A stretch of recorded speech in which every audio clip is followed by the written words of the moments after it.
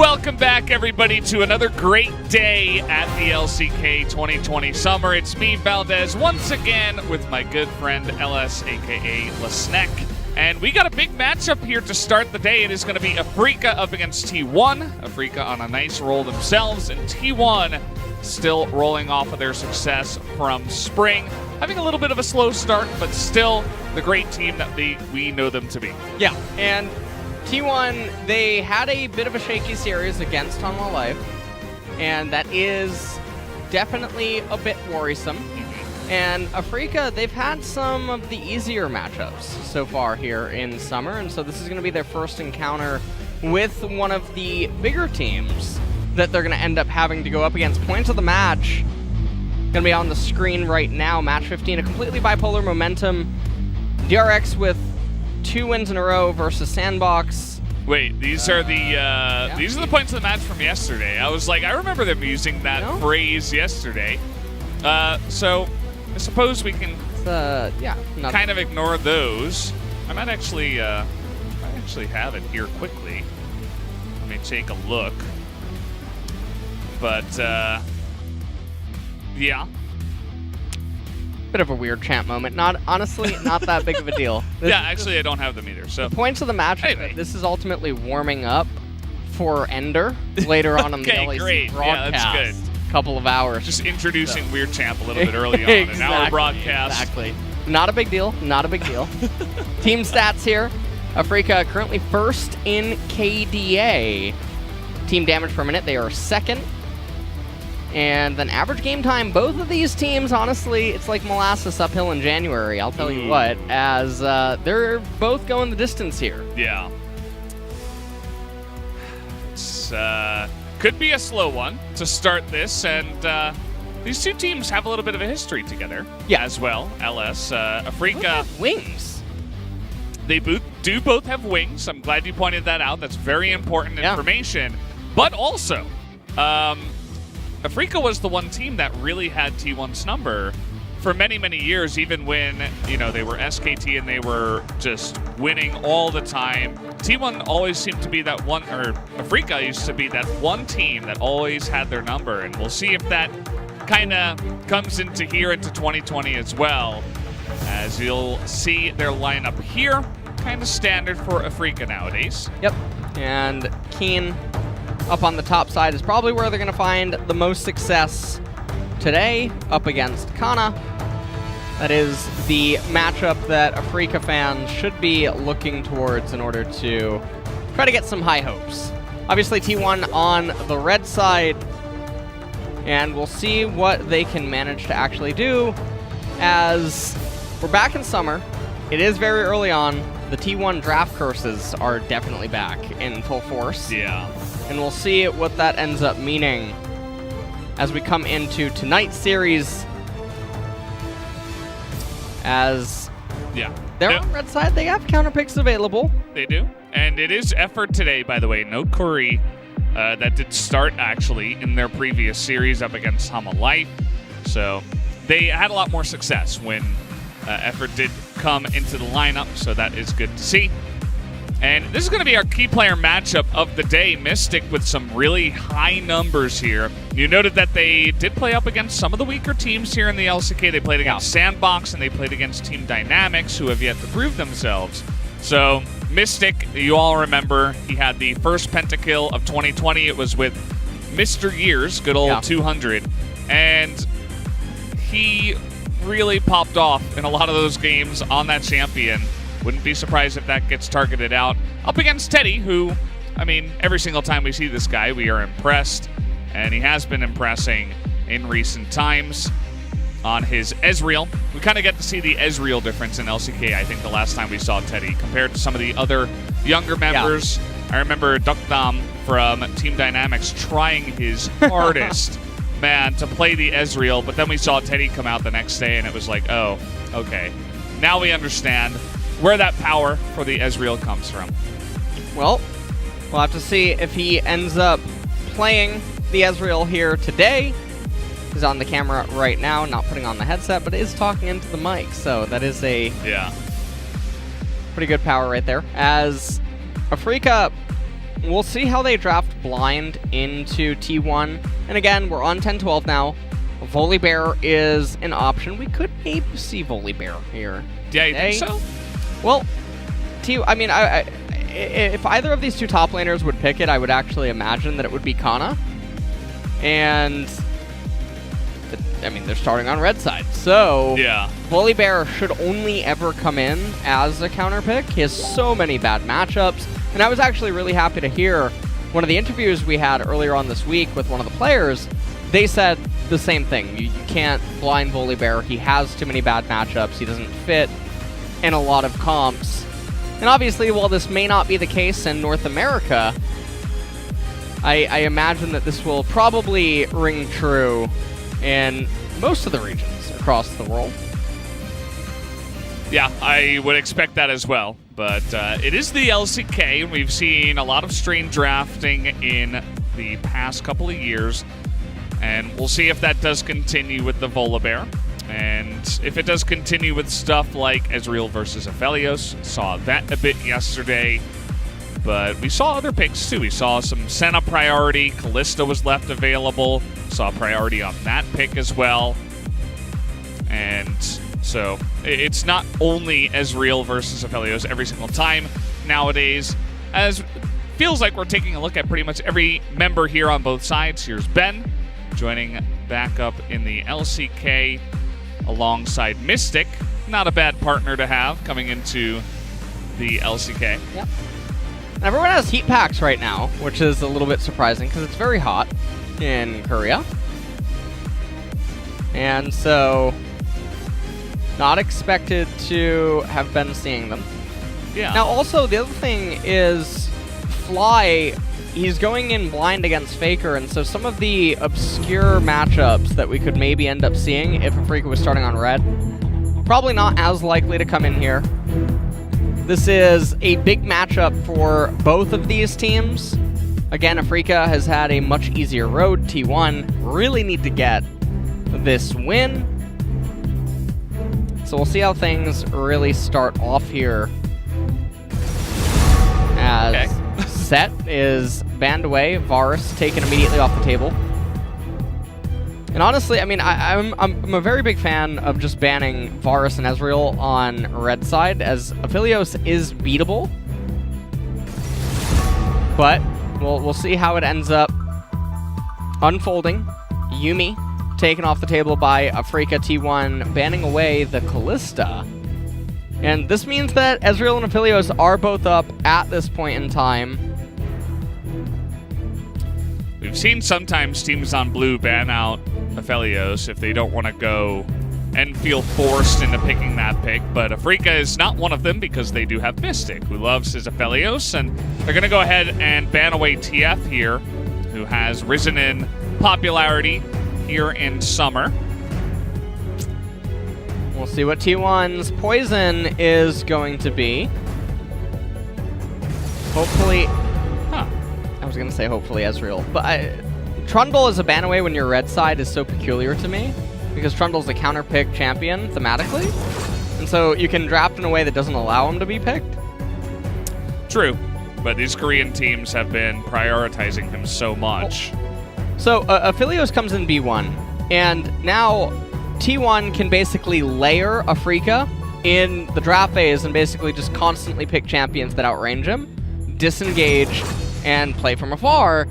And we've talked about this the last couple of days here on the broadcast. I've been very vocal about it on other mediums as well. And some people, their initial reaction to that is, well, it's still not cool that Aphelios demands this kind of approach. And I'm thinking, well, it's really cool to win. So, I mean, feels pretty good. I think winning is pretty cool. I'm not sure about you. So, what ends up happening is, because Afrika shows their hand first, T1 responds to neutering Aphelios, and if Afrika tries to then respond to neutering what T1's doing, it doesn't matter because the Aphelios is now an anchor that is dragging them down. Yeah. And you just keep doing the layering process, and eventually red team will win out at the end, thematically, because you're missing a core component.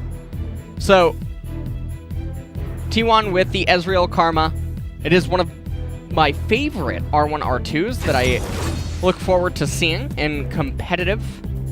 And I think that obviously what they're going for is the long range control. Karma, very flexible. Yep. Able to go into lots of different avenues. Nidalee coming in so early is very surprising. She doesn't know the matchup that she's going into yet. These are two very hard targets to hit as well.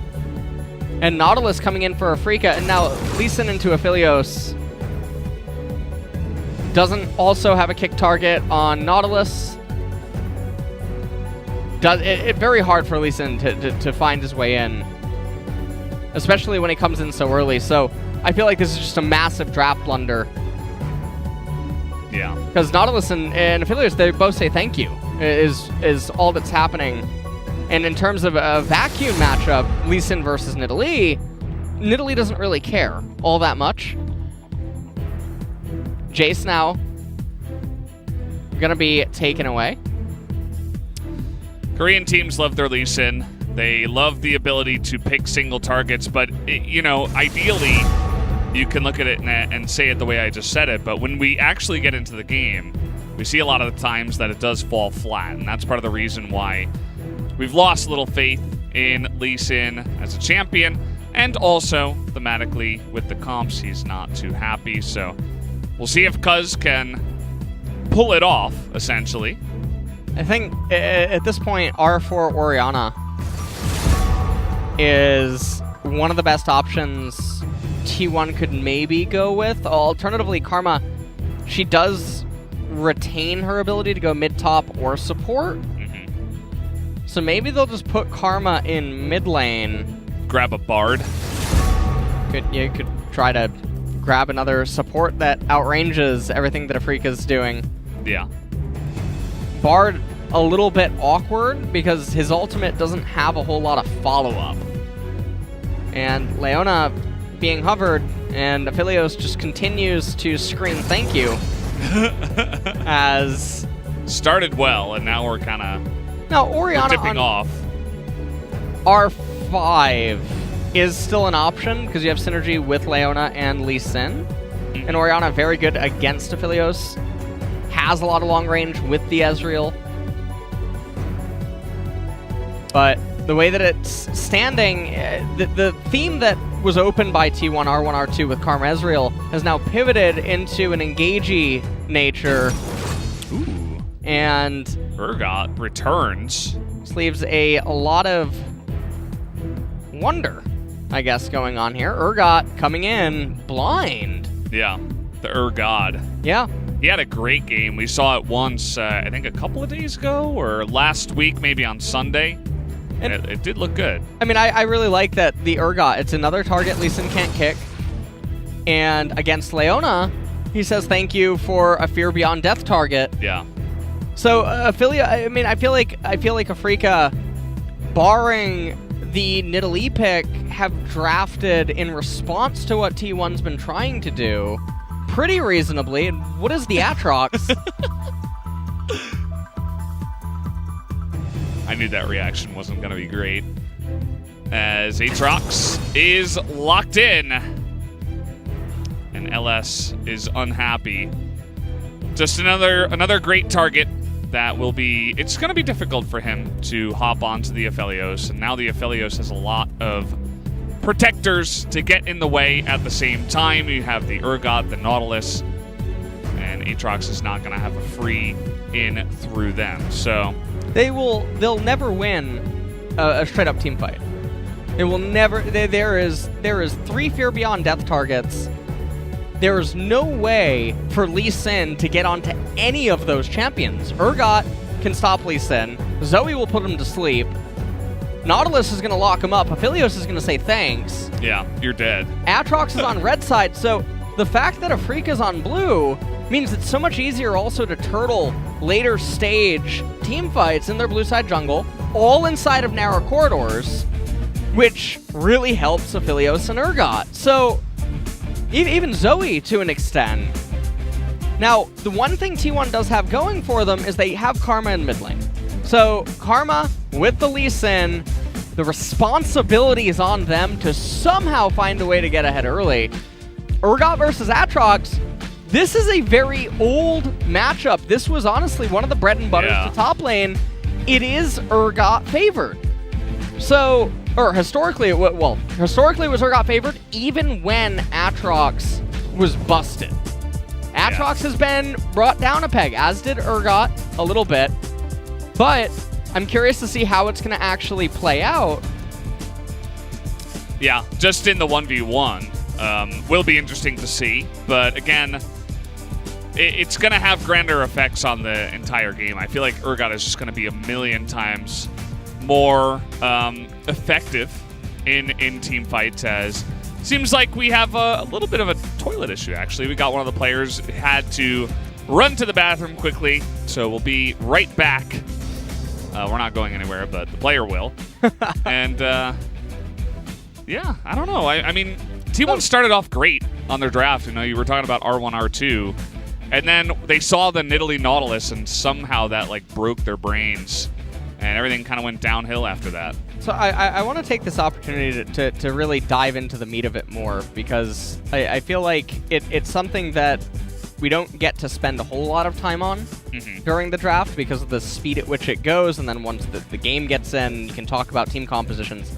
So Aphelios, even if you ask pro AD carry players how they feel when they're playing against Orianna, Syndra, Azir, any champions that outrange them, Ezreal in mid to late game when he gets his 3-4 items, they will tell you that they hate their lives. They don't have a lot of fun. You can find so many games where the Aphelios' damage and their DPS very, very low because they can't actually interact with their opponents.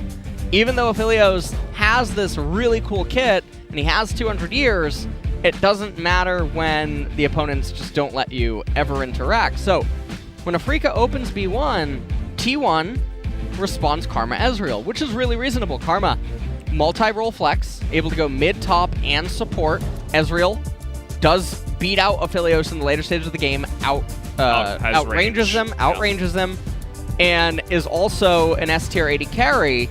And so Aphelios has a little bit of an edge early on. This is fine. Passes back over to Afreeca. They end up going for Nautilus on B2 along with Nidalee. So the Nidalee comes in blind, and now you know the Nautilus is trying to engage. And because they're trying to engage with Nautilus and Aphelios, and the Nidalee is trying to poke, they're already sort of off theme if you just keep drafting in a way that allows you to dodge around the Nidalee and refuse to let the opponents engage with some sort of a protection. Yeah. What would have been your R3 pick, you think? Like, what would be a better option compared to the Lee Sin?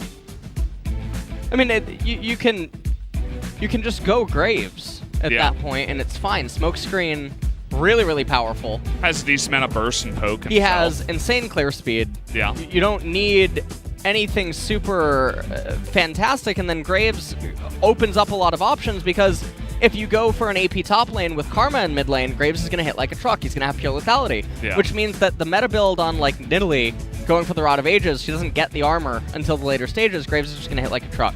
He can also threaten to one-shot Aphelios. And if they keep doing this hard engage, Graves is really good at that. He's good at mitigating these types of problems. So there's more options than just Graves that's going to exist in the jungle there. Or alternatively, you could just show where Karma's going to end up going. You could choose your support there. And then you move into the ban phase, and things would end up being fine because the opponents already showed a very committed theme to their comp that is really hard to pivot out of before B5. Yeah. It seems like T1 kind of took a very different approach. They said, oh, okay, you have another squishy. There's the Nautilus, but instead of trying to outrange you and go along with what we've already picked, let's go for stuff that can pick Aphelios / Nidalee and hopefully eliminate one target immediately. At least that's my read on what they're thinking, you know, regardless of if it was the right thing to do. And so they go Lee Sin, Leona, Aatrox, all stuff that can, you know, get into your backline, stun down a squishy target, and hopefully open up that burst. But we'll see how it does work out here in this game. We've seen that many times. The comps that run into the Aphelios generally lose. And especially now, it's not even only Aphelios. I feel like Afreeca saw what T1 were going for, and they bolstered their Yeah. kind of composition around Aphelios, picking up the Urgot for extra protection, and he's so great at, taking that tank who's in the front line and the perfect Fear Beyond Death target and just opening up the team fights. He's so good at that. So that was like the biggest pick for me where I was a big fan, actually, the Urgot here, especially because we don't see him too often. So again, has kind of practiced a lot against this kind of pick. Does T1 as a team know how to play against this kind of pick? It just it seemed very intelligent to me. Yeah. Well, we'll see what does end up happening. It's going to be the Conqueror for Keen, so it's not going to be the Spellbook sort of approach to Urgot. And again, just going into everything, T1, they only have Ezreal, especially if Karma's going to go for the supportive style of having the Athenes, the Ardent Censer, and then getting into Death Cap, whatnot. Maybe Faker will take a different approach and just actually go for the Ludens and go for the AP Glass Cannon. But Ezreal is a standalone poke against Nidalee and Zoe. I mean, Nidalee is just going to out-heal his poke, and then with the other 4 members sort of having a responsibility to engage, Afreaker are going to be really happy. So we're going to have to really pay attention to what Cuz and Faker are going to manage to do in the early stages, because it's going to be all eyes on them in order to see what sort of things they can do with mid-jungle priority that we should assume that they reliably get, just given that it is Karma versus Zoe in mid. Especially with Teleport. Fly taking Ignite. Very, very surprising. Yeah, definitely a bit of a weird champ moment there. We've seen a couple of times where mid laners try to take Ignite on picks usually that are, like a LeBlanc or, I don't know, we saw Kiana one time. That makes a little bit more sense. This is a little bit interesting. The 2 junglers are going to run into each other. Cuz going to get that damage down, but Cuz is in their jungle, so he has to immediately evacuate. As well, taking a bit of damage there was Fly, actually seemed to lose the trade in that one. We saw that Spirit was level 4. He actually had a very fast clear timer. Faster than Cuz. Cuz actually skipping his Krugs. And there's a ward on that for now from the blue team.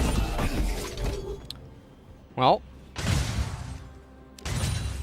let's just take a look at how everything plays out after this, because now everyone knows Lee Sin's clear. Everyone's playing with map hack, and this hurts Lee a lot more than it does Nidalee, because again, the responsibility is on Lee Sin. He's pressured from level 1 with being said, you have to do something. You need to get the ball rolling with your mid laner. And we'll see what ends up transpiring here. Now, Ben and Mystic, they keep piling up this wave. Now, we know that Nidalee is never venturing down here to bot lane. If we identify this wave as 1, and the incoming one is 2, they could insta-shove 2 and then just recall. And then they would end up pulling the wave, and Ezreal and Leona, they wouldn't actually be able to counter-shove fast enough, but you can just see they're being super reserved. With the speed at which they push this, they're never going to get turret plate chip damage. They're not really threatening anything. And so, Ezreal, Teddy, and Effort, I mean, they're feeling happy. Yeah. You saw that Effort actually picked up the Minion Dematerializer. It's, you see it every once in a while, these tank supports like it just to open up the free minion, essentially, but sometimes they're being pushed in, and it's not so easy. We saw that Effort took a little bit of pressure off of his lane that way, as Lee Sin just going to walk on a trap. Definitely awkward, as now he's being chased down by Fly. But just wanted to check the dragon, wanted to make sure he wasn't doing it. But. That is such a pretty Nidalee skin, by the way. Yeah. I always bring... Oh! Not quite on point. Really Imagine if he close. had landed that with the Zoe follow-up. Could have been deadly, as a lot of skill shots are actually flying every which way. And once again, what ends up happening is they see Lee Sin, they see 35 CS. You know exactly where he's going, yet again. So it's really hard for Cuz to play when he keeps getting spotted like this, and the waves are the way that they are. And it seems like, I mean, Kana, he is getting shoved in here. We'll see how much CS he can eat, but I mean, this is absolutely result-based analysis, but I mean, it seems like the matchup isn't that different from how it used to be. Feels pretty similar. I mean, you were talking about some nerfs to both sides. It's mainly just a numbers thing.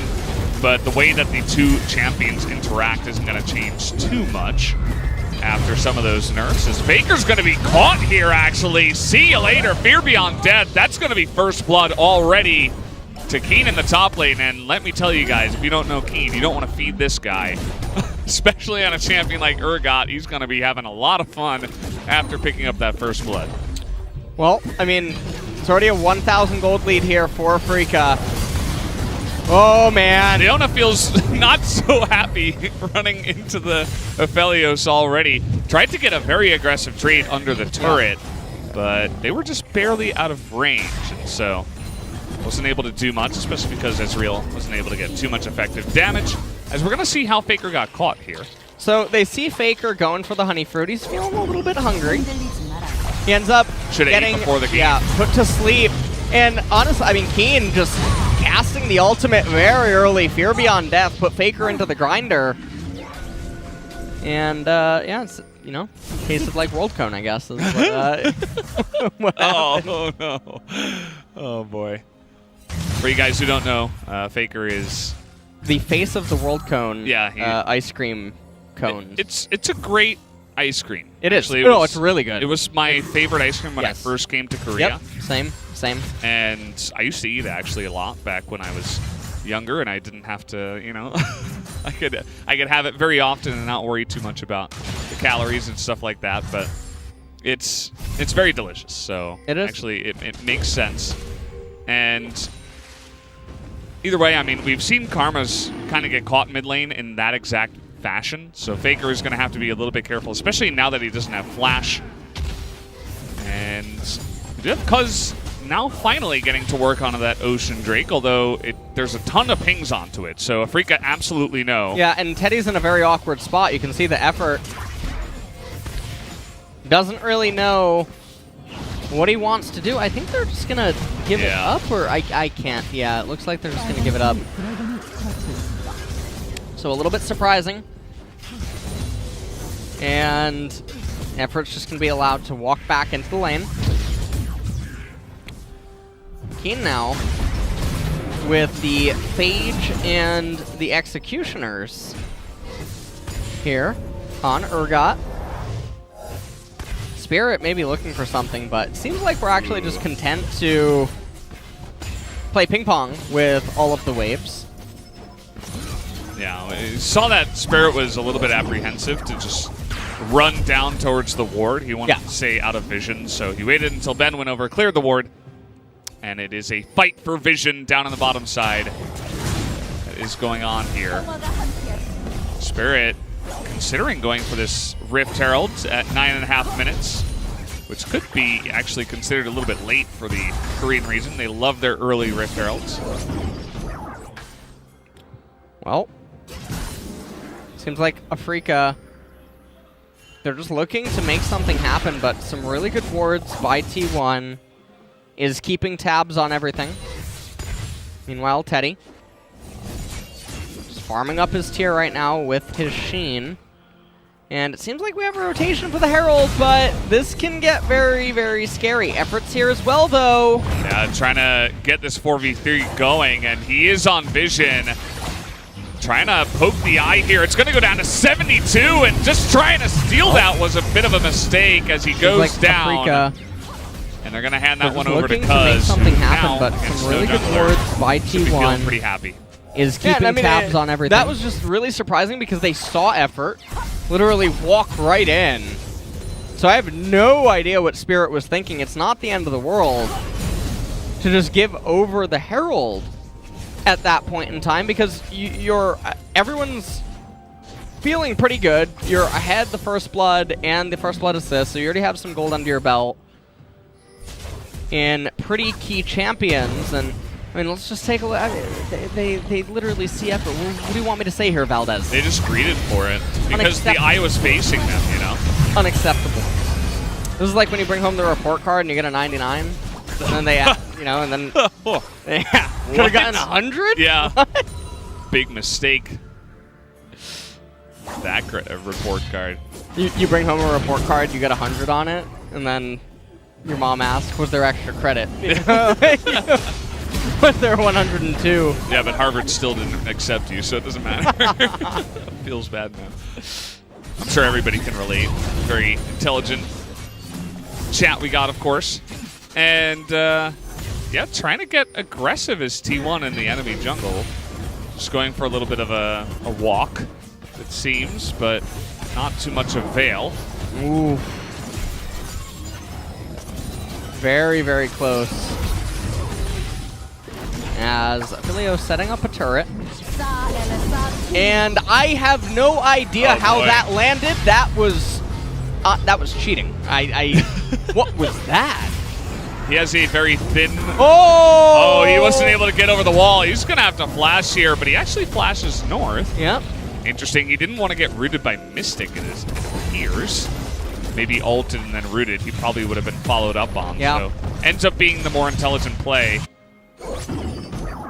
Ooh, that one fell a little bit short. And Fly picking up a heal for himself. More turret plates going down here in bottom. I mean, Teddy and Effort, they've done a pretty good job, though, to not hemorrhage any of the turret plates. Keen playing very reserved. Somehow, Kana has a very big XP lead, and I'm not sure how this unfolded. I mean, okay, well, that's unfortunate. It must have just been because... Oh, I guess it's not that big, actually. Keen has level 10. No, I'm just going to stop talking. Take it away. Yeah, I mean, there is a little bit of a lead, right? And that must have come from Keen's roams, right? He went bottom side to pick up the first blood, and then he also went there to get the flash from Taker on the follow-up.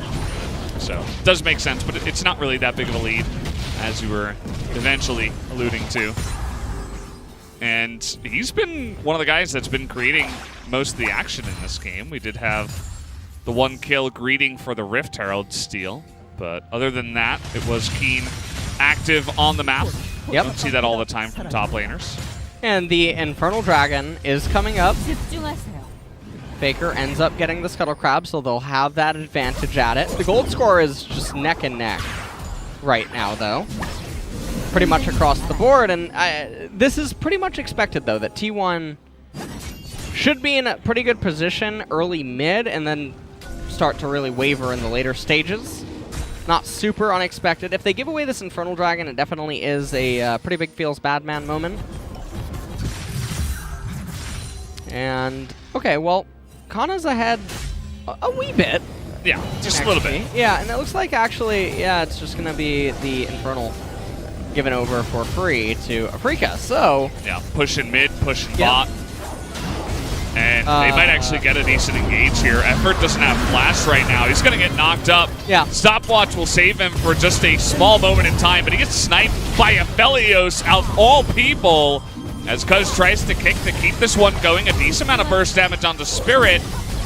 But there we go. We got the trouble bubble onto the Ezreal, who has nothing. He's going to get bursted down immediately. And how about another kill to the Aphelios? Let's add on to the years. Why not? He is now 2-0. Yeah, read his stat line. Yeah. He's got a 200 gold bounty. He's 2-0-0. How is that even possible? Someone take a picture quick. Like, this doesn't happen. This only happens like once every 10 years or something. It's like a solar eclipse. Like Pennywise. Oh, man. It explains everything. Yeah, it really does. I mean, just watch Lee Sin when he lands the Resonating Strike on Aphelios. It really just seals in the flavor here. Yeah. So he lands the Q and he's like, I'm not going in. Like, actually, never mind. He kicks the Nautilus. Like, you get Cuz in this fight. Like, what is it's really hard to approach from this. And I mean, this is just unfortunate. Effort went over the wall. Really good response by Afrika. They pick up themselves a couple of kills and they get the dragon. Yeah. It's really hard to play the fights. It's very... Lee Sin can't go in. That's the whole problem. You know, I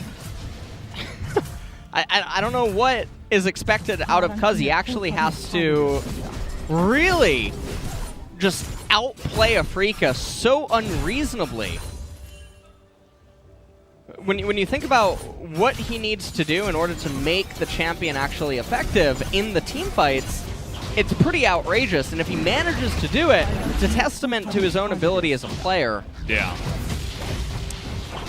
This is, he drafted himself into a corner, essentially. Not saying it was because of his decision, but we're seeing it before our eyes. Exactly what you were talking about in the pick ban. The difficulty of Lee Sin into Aphelios, not to mention all of Aphelios' friends. And now that the Aphelios comp is getting ahead, they're just feeling better and better. I mean, you're looking at Ezreal, Karma, Aatrox, right? They're all kind of liking the mid-game, hitting about 2 items, right? But then eventually, I mean, the Aphelios is going to get out of control. The Urgot is going to be unkillable. And the thing is it's going to be out of control. Aatrox and Lee Sin will never be able to follow up with Leona, because if Urgot gets his ultimate off in the fear, everyone's just useless in the team fight. So the problem for Karma is that she's going the supportive route with the Athene's first item, and following this up, Ezreal, it looks like he's going for Iceborne Gauntlet. There's not going to be a lot of damage, so how do you chew through the heals that Nidalee's going to offer? And then Urgot shields. It's going to be very, very hard, and to make matters worse, Afrika, they rolled the best dragon they could hope for in the transition, which is the Mountain. Wow. Imagine trying to chew through Nautilus Urgot with a couple, or even 3 Mountain Drakes, if they continue to 18% amp. Keep it going with the snowball they've built. Likewise, it's very big if T1 can actually get this away. So we'll see what ends up happening. I mean, that Drake is going to be do or die, and it's going to be really important to see if Teddy can actually have his Miramana online by that point. So we're going to have to see. The other thing is that Kana, with the Death Dance first, he will have access to the CDR. Oh, man. Effort having to flash away. And he still might be in trouble. Has to blow his own ult to get out of harm's way. And I don't think that... Oh, no. Okay, now we got Lee Sin, who got slept up. And there it is, the pick and the burst that they have on these melee champions that can't even get close. It's sad to watch if you're a Lee Sin player. This is like a doomsday draft for you. Not feeling very good about it. And so, I mean, just like that, it seemed like nothing really was happening. Effort walks forward a little bit too much, and all of a sudden, the entire map is now being controlled by Afrika. Yeah, I mean, things just continue to get worse. You have Faker Split pushing up in top lane. I mean, he is getting a lot of damage onto that turret, but Mountain Drake's going to go over to Afrika, and Fly is about to fly up here into top lane, and Faker, if he gets tagged, he's dead. But it looks like Fly's not even going to actually... Oh, no. Tried for it. Yeah. I didn't quite see Zoe's armor before this, but definitely getting a little bit of value here. And the thing is that, remember, Ezreal does not build Pen. Yeah. So Mountain Drakes is something that he really, really hates, because he just relies on base damage to really carry him through things. And he's the only one. Karma not going to be able to offer enough, because in the team fights, she wants to be saving her R for her E. So she's not even going to have the mantra enhanced Q. Well, let's just take a look at this. Effort, I mean, I have no idea what he's doing there. Hitbox. He is by himself. Yeah. Lee Sin is 3,000 range to the north. And Solar Flare comes out. Cuz comes in. I mean, they're all just greeting for vision that is luxurious in nature. Yeah. And they're getting punished for it, but it probably doesn't feel too fun with what's going on. You know that Faker's going to push top lane. You're going to surrender the Mountain Drake anyway. Yeah. And the Zoe, you remember the Zoe was the last pick. It feels really fantastic when you're ahead. As Spirit actually is able to hop away from the kick. So, you talked about Nidalee not caring about Lee Sin. There's another good example, just in a very small microcosm of the game. the other thing is that once she has Zanya's Hourglass, she's not really a kick target. You can't kick Nautilus, you can't kick Urgot. It's really hard to kick Zoe or Aphelios. Yeah. Because you'll just get locked up in your attempt to do it, or you'll get put to sleep. Yeah. And Mystic has Cleanse, so worst case scenario, Right. Cleanse Flash. Like, you're still... It's still not going to be, you know, you win the game with your kick flash. And red side Lee Sin is also much harder to make work. This is also a problem that many other champions have on red side, most notably red side Kennen. It's harder to find flanks, harder to find angles to get behind the opponent, whereas blue side Lee Sin, you can, I wish I could draw on the minimap right now, you can utilize much more of the jungle. As Oh boy, much here we more go. difficult to Fear control. Beyond Death, they're just chomping him down from such long range, and they don't even need that ultimate. Mystic just gonna walk forward, and T1 kinda, you know, the game's not over, but it feels like they're just defeated at every turn. Everybody's getting picked left and right. And the amount of pick that this Afrika comp, I kind of underestimated it before seeing it. It's pretty intense, especially when T1 are just running in, trying to secure some kind of vision from behind, but failing. Well, Okay. the gold lead extends to 3,000, but remember, the Mountain and the Infernal is adding a couple hundred gold to everyone. And Kana just trying to shove in bot lane, but he can't really move Urgot. So, definitely a bit of a problem. We're back in early 2019 here. Yeah. See the turret health. It's like kind of showing you the And story of that. the only lane. way, oh, Mystic might have to, no, he's not going to have to flash. Mystic just needs to be very careful. He swaps over to Crescendum. And now back to Caitlyn. Yeah. We can, you know, I mean, he's Chameleon. So, did you ever play Mortal Kombat? Yeah. Okay, he's Chameleon. Yeah. Okay, great. Yeah. Max, you know, kind of leaving me alone there on that. Oh, really? Yeah, He didn't think get so. If I remember, it? He wasn't a Mortal Kombat guy? Yeah, he was not a Mortal Kombat guy. So, Aphelios is definitely Chameleon. Yeah. I could see it. He does so many great things, and he looks great Yeah. against melee champions. That's for sure. And, I mean, Chameleon had his weaknesses. True. Well, I don't remember female what they there were. was, right? The female ninja Chameleon? I'm not sure. I'm not sure. Yeah, I don't know. I'm actually. actually blanking. Yeah. Either way, you talked about how important these mountain drakes were. The first one was taken because Cuz kind of died after trying to take down the vision. Yeah. We have another one coming here in 30 seconds, and you can see that T1 is more careful about it because they have to know if they go down 2, Yeah. it's like pretty much just let's start talking about game 2. Because Wow.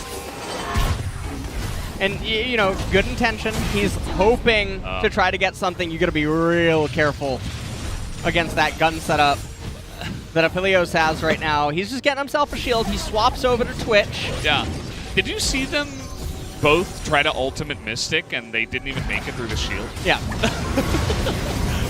Well, they're Fear Beyond Death engaged. missed. It did, and That's very big. Cuz is able to hop away. And Afrika still have they're gonna position hold though a on the Drake. phalanx right now and just move into the mountain. Yeah. And as long as you protect Mr. 200, everything is going to be A-okay. And again, Mystic, yes, Twitch enabled. It's going to be an easy take. And already, that's going to come into effect for the potential fight that's going to break out here. T1 really want to take a fight I don't know now. what T1 are hoping to achieve here. They're desperate for a fight, but look at this, trying to fight front to back, but Kana's got a pretty decent angle here. Ben does have to get away as... Oh, like fake. that, okay. He is going to have to flash the wall just to get away, and just barely not able to land that one was Fly. And after all of that, they're not able to really secure any kills. Leona's ultimate still on cooldown. Looks like T1 will just look to take this mid-tier one. T1's going to get the mid-tier one, but it was another mountain going over, so Soul Point is being threatened. And with 12% amp, these champions that are squishies are starting to become almost off-tanks. So... Aphelios the off-tank with Death Stance. Seems good. Well, 4 minutes until that mountain comes up. I want to see some of the tanky boys in their I mean, lineup. Let's take a look at this team fight. So we said that Mystic had Twitch enabled, and obviously I'm referring to the Crescendum is available. And so you have to be really careful. Now remember, Fear Beyond Death was not available here. Neither was Nautilus Ultimate. And so they land the hook onto Effort. And Kana, he was doing a really good job with a lot of his knockups. Spirit actually missed his flight.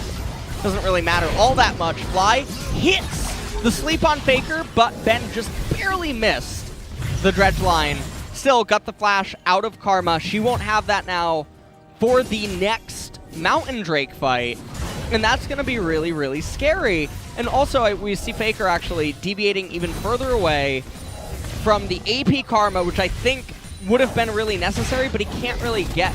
I mean, he would have to go Void Staff at this point, which he probably thinks that he can't go into. And so he's going to get the Ardent Sensor to try to put some more faith in his teammates, but the issue is that who's really making use of Ardent Sensor?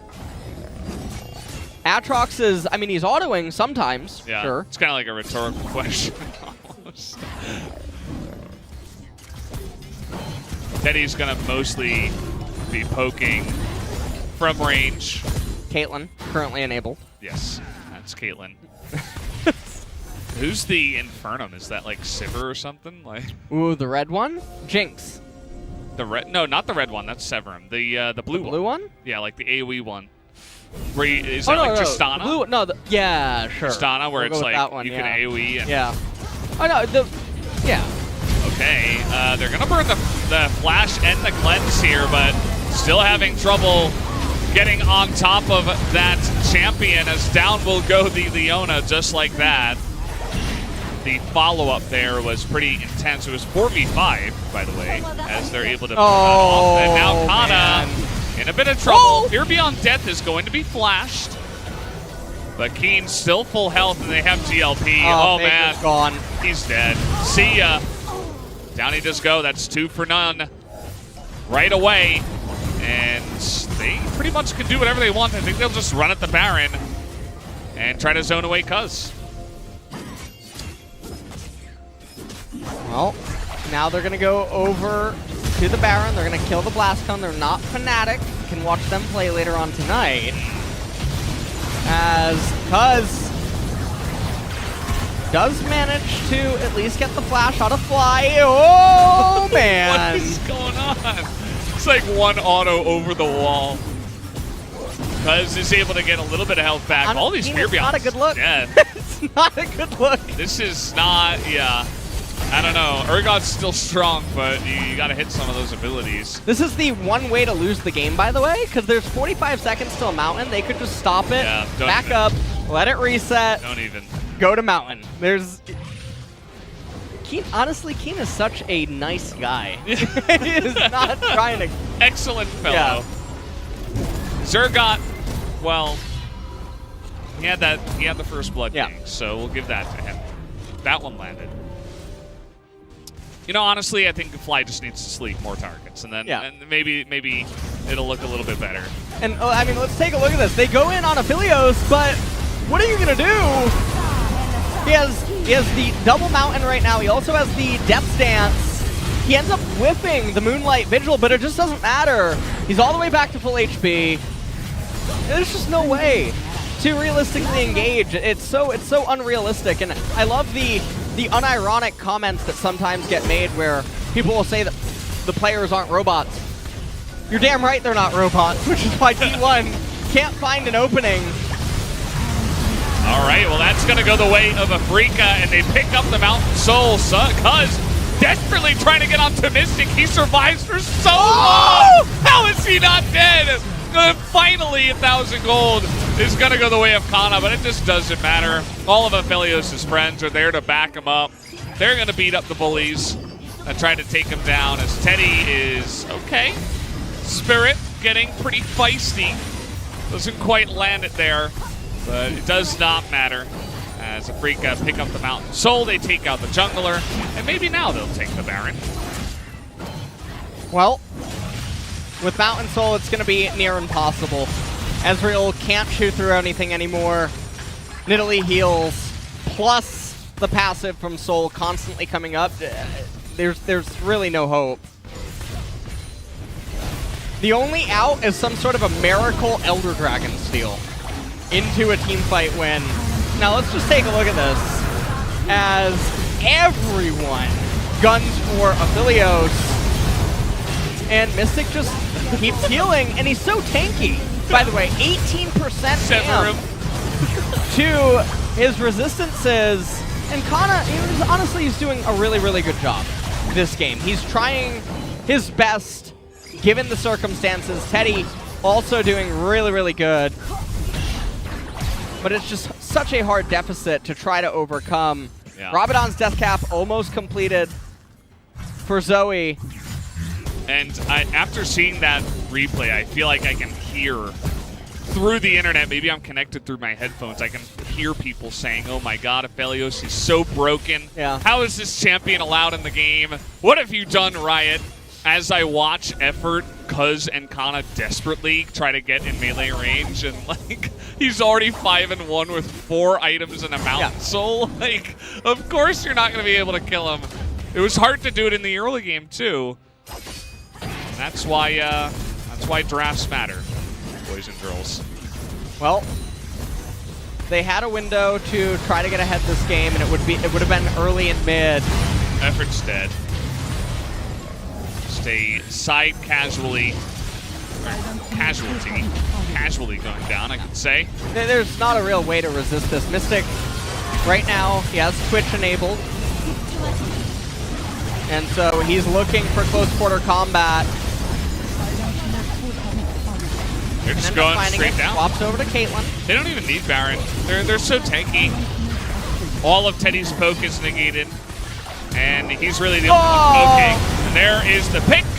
And there is the kill. This game might just be over as Mystic still full health. He's beginning to just Tristana down a couple people in their base. And yeah, they're just going to go for it here. We do see the respawns trying to come in, but they don't have Ezreal, and he was their only hope. And that's going to do it. Mystic just going to take down yet another kill. And that will be the end of the game. They're not going to focus down the Nexus. They want to pad their KDAs because who wouldn't want to? But there you go. GG, 14-2 was the kills. We saw 2 kills out of T1 in that game. You know, I'll be completely honest. I'm not really so worried. This is just one of those random... This feels like a joke. Like the production puts the camera on the Mystic. Like, oh yeah, I guess it was Mystic. You know, not Aphelios into that comp. That was the real MVP of this game. Well, the thing is if you're a T1 fan, you don't really have to worry that much. You just have to flip the coin next draft and hope that it comes up heads. I think it was really impossible for that T1 draft to really do anything unless you do unrealistic stretches of the imagination beyond the first 14 minutes of the game with Karma Lee Sin. But they were never able to really do anything. And even then, I mean, Zoe has to really mess up. So does Nidalee. It's just not very fair. The top lane matchup, they picked Aatrox into Urgot, and then I was actually thinking that, wait a minute, World Ender Revive is not there, which means that the Urgot-Aatrox minigame no longer exists. So I can't imagine why they think that matchup is somehow ideal. And the Urgot came in blind. They drafted headfirst into a B1 Aphelios. You hate to see it, man. You really, really hate to see it. But again, if you're a T1 fan, don't worry about this. Sometimes these happen. You know? Yeah, they do. Almost like it's by chance. T1, you know, they're a great team, but it does feel like a little bit of loss in Champ Select, you know. I think against a weaker team, perhaps they would have been able to flex and get a team, but it does feel like a little bit of loss in Champ Select, you know. I think against a weaker team, perhaps they would have been able to flex and get some of those early advantages that you were talking about, but Afrika played really well that game. They played a great game, they had a better draft, and they were able to make T1 look like the weaker team. This was an annihilation in draft phase. If T1 has a Afrika's draft, they never lose the game. It does feel that way. But unfortunately, they're not robots. So very, very unfortunate there. Now, draft losses of this nature are not common. So game number 2, I'm not really super worried. T1 can easily bounce back. Yeah, that's what we are expecting. Yeah. We are going to have to see how that the pick ban does come into effect and what champions do get selected with the different sides and all that fun stuff. But first, guys, we'll take a quick break. When we come back, game number 2.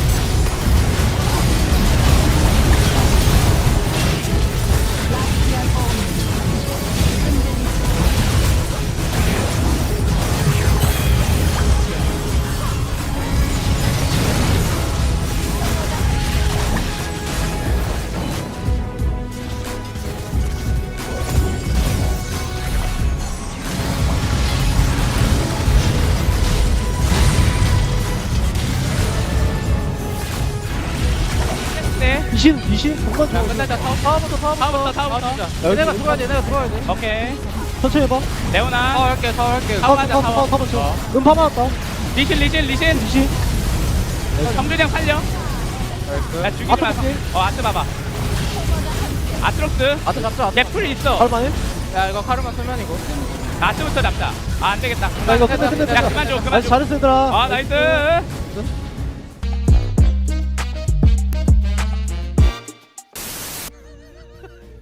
We are about to put it all on the line here to kick off the first series between Don't Wanna Go versus Greatly Reluctant Fighters. I tried. And I failed. Much like them. Oh my god, okay. We gotta pull it together. We gotta pull it together for one more game. Okay, let's break it down. Yeah. Let's break it down. I don't think we necessarily did pull it together as effectively as we wanted to. I don't think they did either.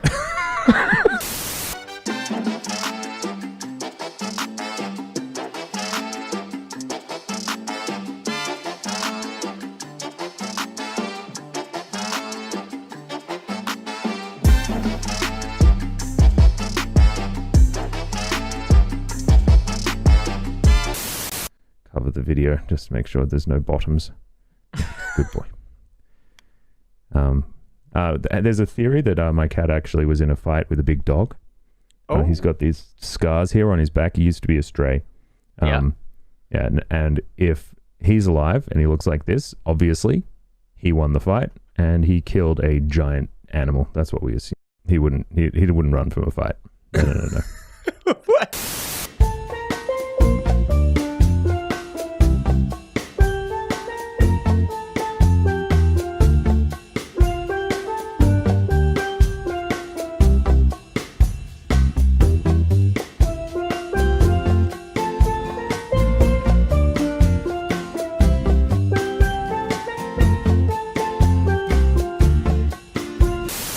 I have arrived. Yeah, We're exactly. here. Well, Episode 4. What was the name of that one? Episode 4 is A New Hope. A New Hope? Yeah, I'm the New Hope of the POG state. I'm looking to bring back this Balance? the balance to the force of this podcast. Of the desk. I roll. He played so many games of hack splice set, right? Oh my god, and his level 1 flashes. Oh, Yeah, so good. I mean, the like alpha. that. We need more of that. The alpha Hell yeah, male dude. style, LCK, you know? But that's actually a name that a ex-Slovenian player that used to be high elo and had team offers and stuff used, so I'm using that name in honor of him. But no, I'm not a Clearo fanboy. But that's kind of the fun of it, right? Like, that is what sports is, right? So, like when you just said character instead of champion, they're gonna. yeah, they're gonna be like, oh, this guy doesn't know. He's trying to play Overwatch out here.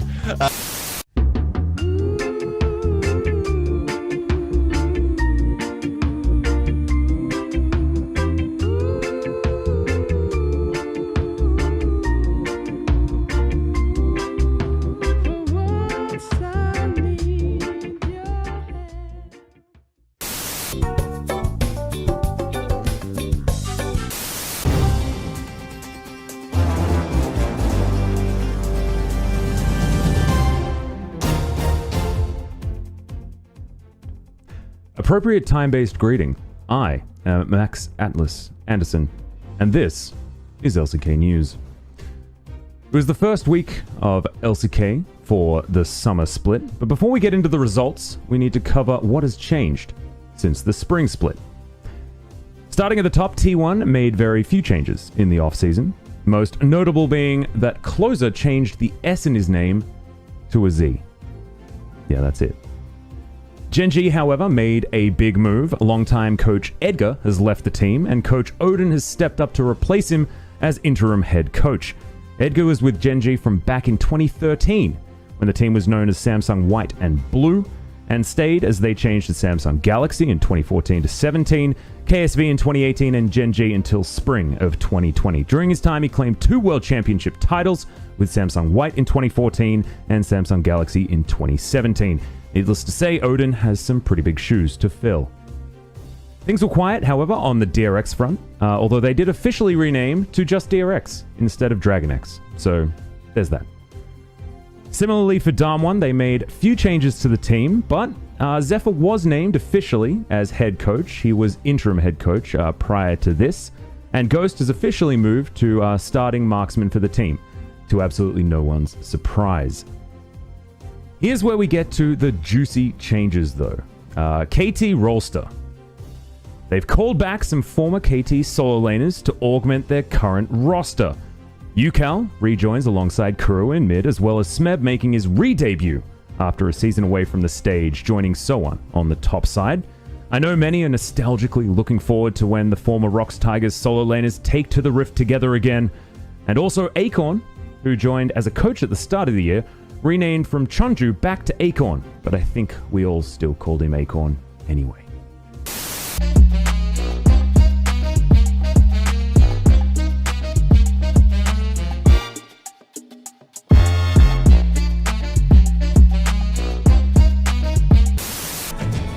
Are you ready for the clip? Wait, I'm checking. The comp. Is it time to clip? Okay, I will clip. You clip. Good. All right. Okay, clap. LS. Okay. Yeah, okay. I'll do my clappy clap. Max is clappy clap. Do clappy clap number 2. Oh, look at LS. Just do it again. Give us another one. Give us 2. Oh, he was so good at it, though. All right, and Go. Nice.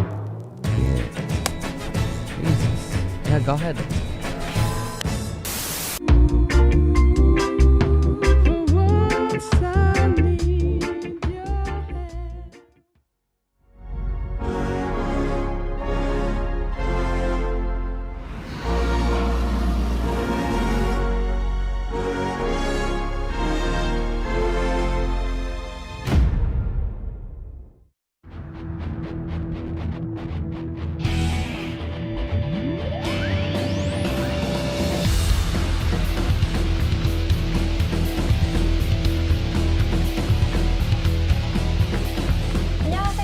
Welcome back everybody to the Friday night's LCK Analyst Desk. We'll be joined by Jung and Lee.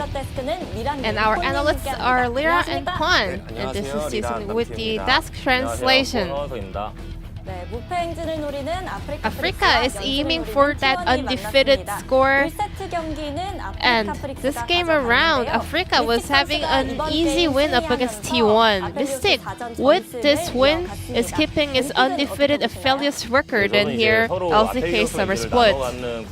Once again, we saw another affiliate in Ezreal trade, and Pawn, based on his experience, it's really hard to play into Tennis Ezreal, so with his Karma Ezreal comp, they're having a lot of pressure in mid and bot, and they were trying to kind of boost Ezreal for the late game. Africa got most of the blind picks in all of the lanes. And looking at their comp, there were a lot of poke abilities like Zoe's Sleepy Trouble Bubble, Needless Spear, so they can just burst down one opponent and pick every kill they want to make. Let's take a look at some of the highlights. So Nidalee was the one that started the Herald, but T1 managed to finish it and pick up the eye. So with this vision, well, the supporters were putting a lot of effort to kind of get their vision to kind of add more power for that Herald try. So based on that vision, T1 kind of can tell that Africa was rotating for that Herald try. But Africa, they were trying to make an attempt that they were kind of acting as if they were going for the Herald, but with that ward behind the Dragon's Pit, they had all the idea and information. So Africa, they were trying to min-max all the profits they can make. They actually missed out that there was a ward behind Dragon's Pit. So, well, as soon as they realized that the Africa Patios were going back to their lane, effort was just simply was able to just join their remaining teammates trying that Herald. Spirit was actually being a little bit greedy, trying to get most of the profits in all three lanes, but with that information, effort was just having all the information, effort was able to move up to the Rift Herald. But here, Africa had a very winning fight. So, I mean, based on the wave situation and all their visions, maybe T1 shouldn't have contested for it. And at the same time, T1 had to go in and push through that dragon without no summoner spells.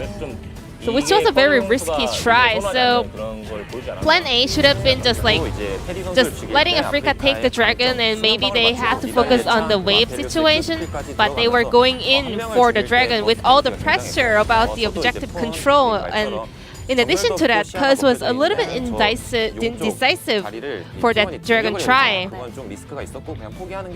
So that was a very not ideal, risky attempt coming from T1, so maybe they should have chosen for a different option. Then let's check out the player of the game on the side of Africa Freaks. Pawn thinks that Fly would get it, but it was Ben on the Nautilus. He was the main initiator, engaging all the teamfight in the front line.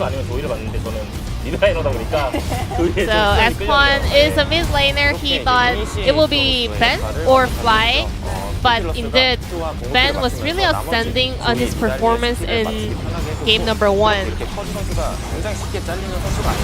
Because had a lot of isolated that throughout the game, and also he got picked up a lot because of the power and the synergy of Africa's CC chain. And as Pawn mentioned, Fly also picked up a lot of votes here, but with the casting votes, Ben secured his POG point here. And we can tell that both mid laner and the support was doing a lot of work in this game. And let's check out whether Africa can get another win of the split, staying undefeated, or whether T1 can turn the tide around and even out the series.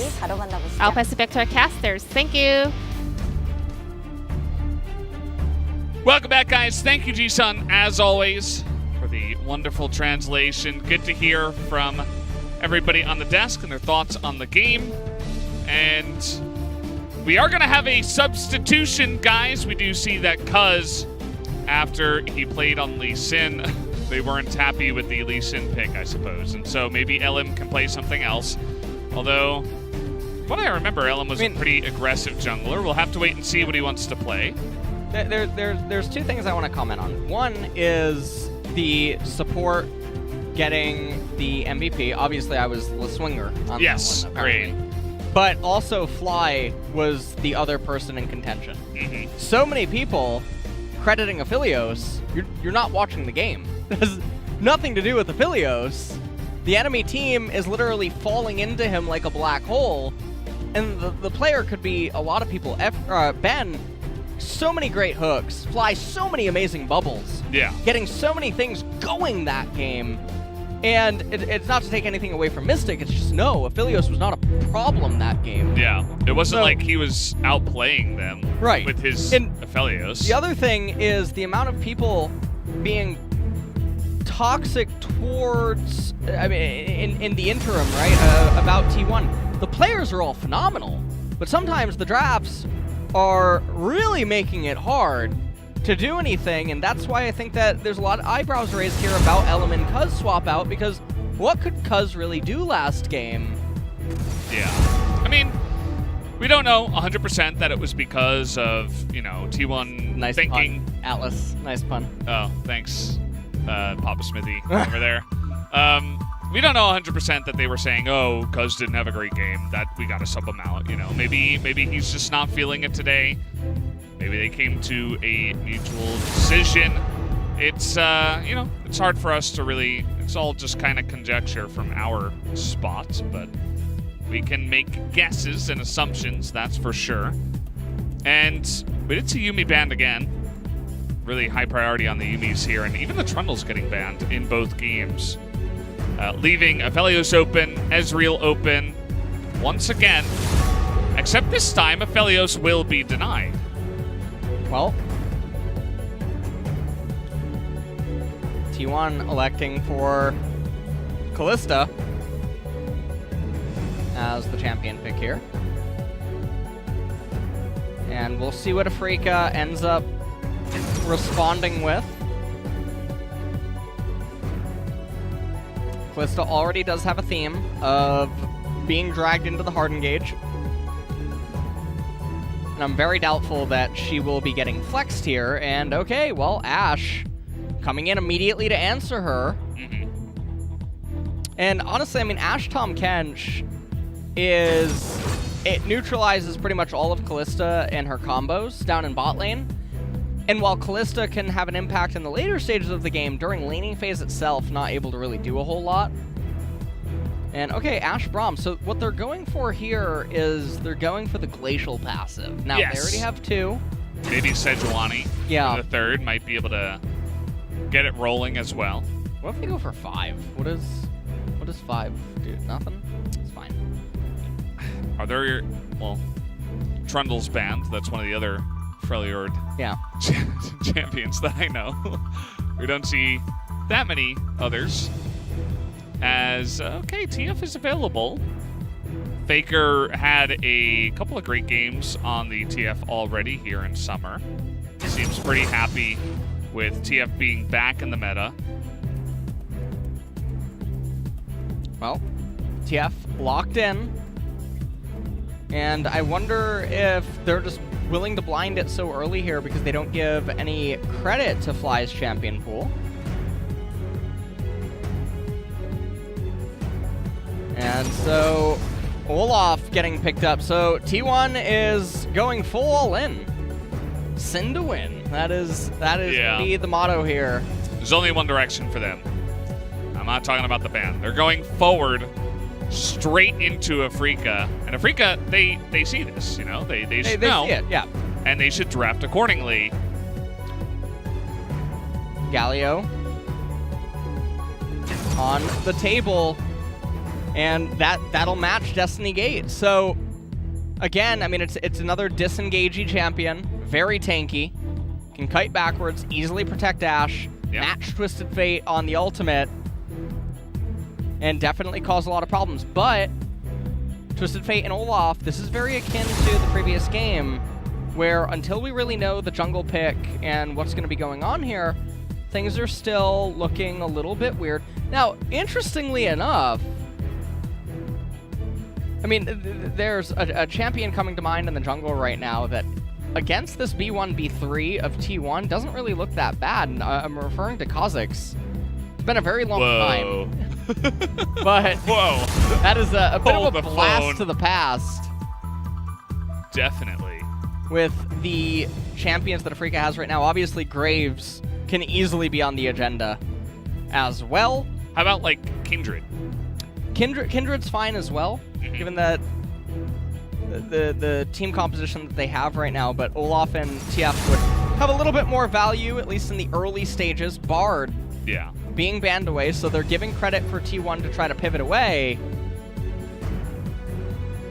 So we'll see. Every day of the week, Afrika should just be R4ing their jungle here. Another one that they could go for, I guess, is Jarvan. They could go Jarvan Galio, and obviously that is a pretty big combination of champions. They'll end up conceding first and second Dragon, and then probably taking back over around 3 or 4.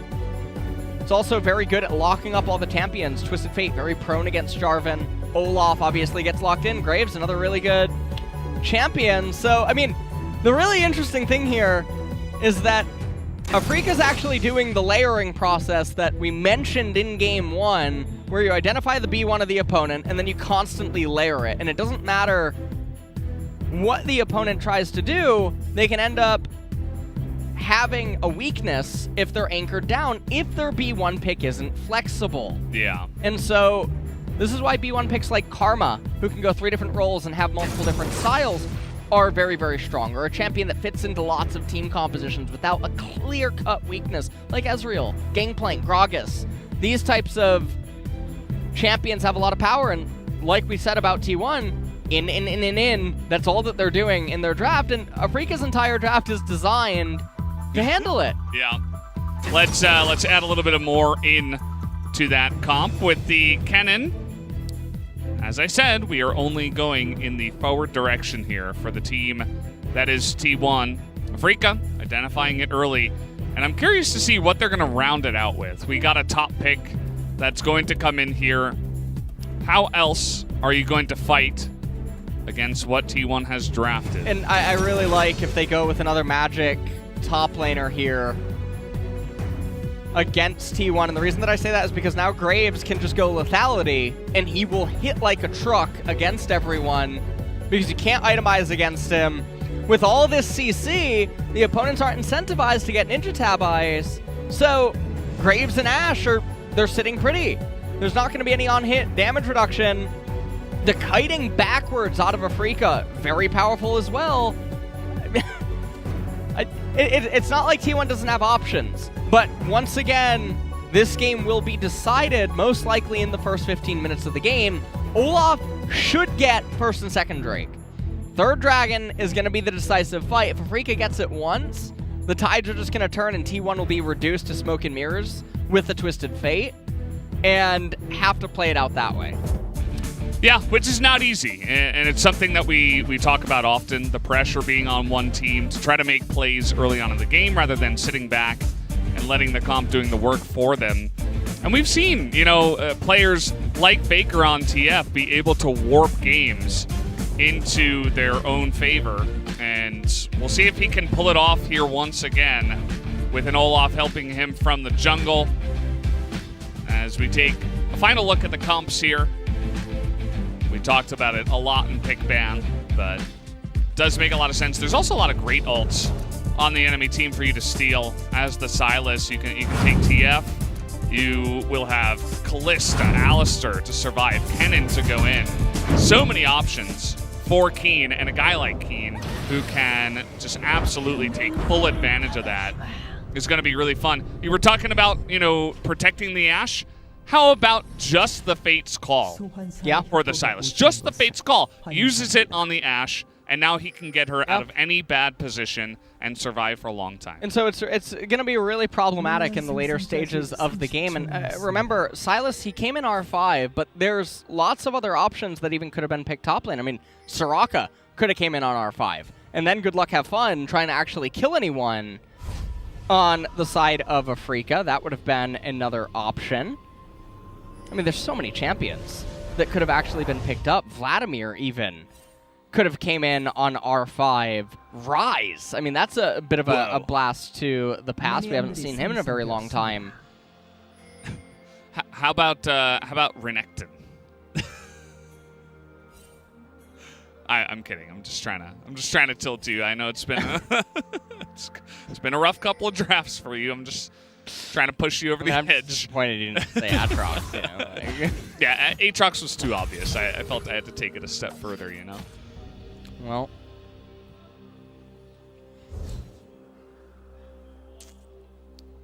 And, all right, well, to start things off, I mean, Keen really utilizing that brush play and making Kana feel the pressure.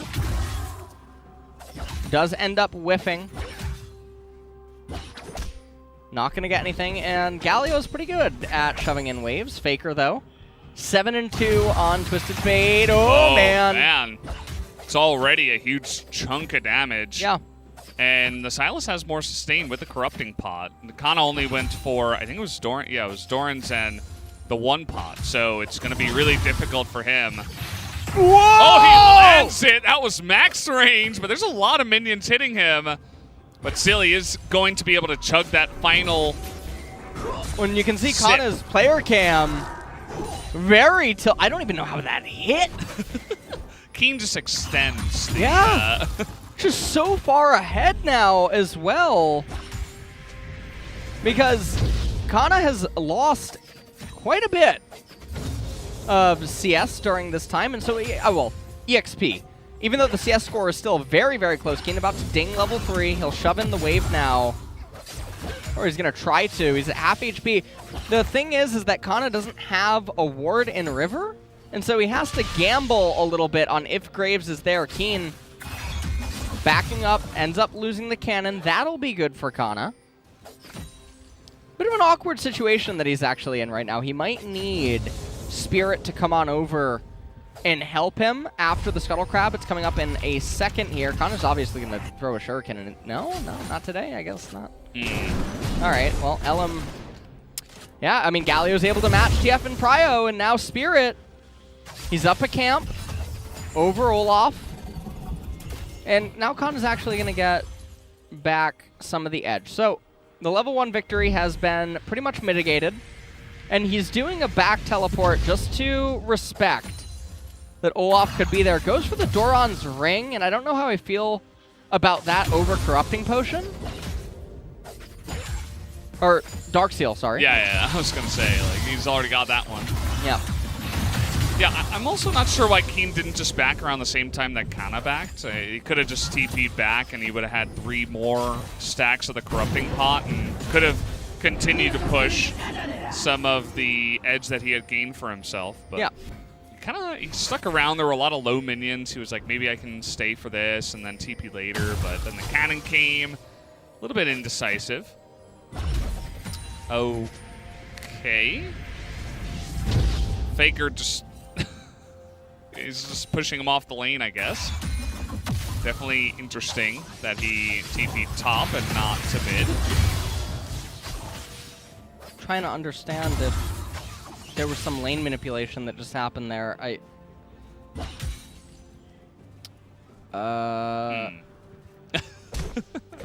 got anything? No, I wasn't paying close. Can we get a replay of the teleport? Yeah, definitely looked weird. Was it a bug? No, we would have been paused if it was a bug. I think maybe Fly had just backed and the lane was in such a state in the mid side where he's like... This is like one of those things in solo queue where the person says apologize or I run it down. You know, like... Oh, so toxic. Oh, no.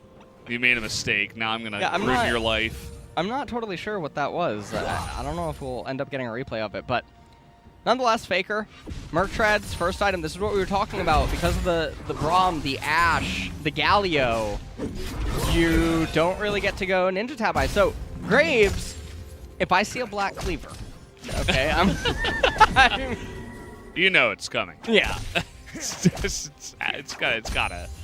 It's right there in the recommended items. I mean, how can you not select it? Doesn't this look like Ragnaros, this Galio? A little bit, yeah. Yeah, kind of cool. The helmet kind of... It's Ragnaros. Yeah. About it. Honestly, it's fine. Not a big deal. It's pretty cool. I like it. Yeah, it's a cool skin. Yeah, I do too. Well, it does look like Dragon is going to get soloed here by Elm. And this is to be expected. The first two Dragons of the game just likely to end up going over to T1. If they can roll a Cloud. Nice. Nice. Pretty, you know. And hold on, I'm just going to turn the page here. Yeah. Yeah, so rolling a Cloud and then, I mean, Mountain is what's going to be really spicy as the third Dragon here. Because Afrika, if they end up getting it, the game becomes really problematic. But likewise, if T1 gets it, really helps out against the damage that even Galio and Silas do, because both of them tend to build a lot of utility items rather than just raw AP hard-hitting items. And so any little bit of damage resistance, super big for both of these parties in this game. So Spirit being very careful around his blue, and there was actually a blue ping that came in from T1, kind of saying he's probably going to be on his blue that just respawned here. And Effort is roaming up the top here to try to make this play work. Both of them have Ignite, and Effort's going to be spotted out on his little roam here. He has the boots to Swift. Well, thanks. He does give away the cannon, but that wave would have been permanently frozen with that cannon. Yeah. They're still going for this, by the way. Okay. And they have TF. The flash comes in. They're trying to burst him down, and that should be that. First blood. As easy as you would like. 4 members able to go up there and pick up the first blood. They're going to be able to roll this into the Rift Herald. Again, this is something we talk about with, you know, giving up some waves in the bottom side, but they are sending Kana down very early. Yep. Try to catch that wave. So they had so many people up there in order to make that play happen. Now they're in the close proximity to the Rift Herald. And it was a nice play. You can see how safe Kana's being right now. He doesn't want to walk up and then have someone be there and just immediately get blown away. Also doesn't have teleport available, and so this is a little bit unfortunate. Even though they're getting the Rift Herald, Kana not really getting the kind of edge that one would expect. And, okay, Faker will get that turret plate. Not going to be the end of the world for him. As Elm's going to come up here, they're going to summon it right as the third plate is remaining. Teddy's now going to get all the gold, so they're going to make sure to put the Callista in a very comfortable position this game. And now, I mean, it's the LCK, so it won't happen, but okay, freeze. And if Keen froze right now, this actually would be a horrendous play by T1 to give Keen the freeze at this stage of the game, because then Teddy has nothing to do. You're 9 minutes into the game, Dragon's 2 minutes away. Now you're sharing EXP in mid or bottom, and there's nothing to do. And I have no idea if Keen freezes, I mean, hell froze over. So at this point, the Pengu comes out. Let's take a look at this. Yeah, let's do this. Yeah, we got him. We got him. F-Key is looking around the map immediately.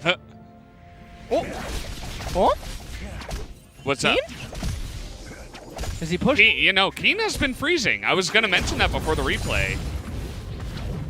He was. It does look like it's pushing back a little bit now. It looks like it's pushing. I mean, we see a pingo on it. Yeah, but I think he's using spellcasts. So Kana is just gonna Now, I remember in the Kana Hanwha Life, I was in the Twitch chat that day. Yeah. That you guys were casting, and it was the same thing. He was on the Camille, permanently pushing the tier 2 top turret instead of just freezing. Yeah. Or lane swapping and letting someone else go up and freeze.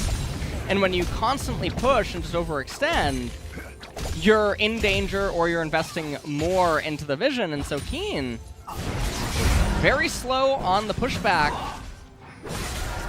T1 are up about 2,500 gold. And Fly has to be really careful right now. He's erring on the side of caution. Yeah, they're trying to lock down that dragon. I mean, it was pretty much theirs anyway. This blue card is pulled there. And you see that Afrika aren't really going to make any moves towards that dragon. They're just going to pretty much hand that one over. Graves is going top. Solid on potential ward areas, I guess. Yeah.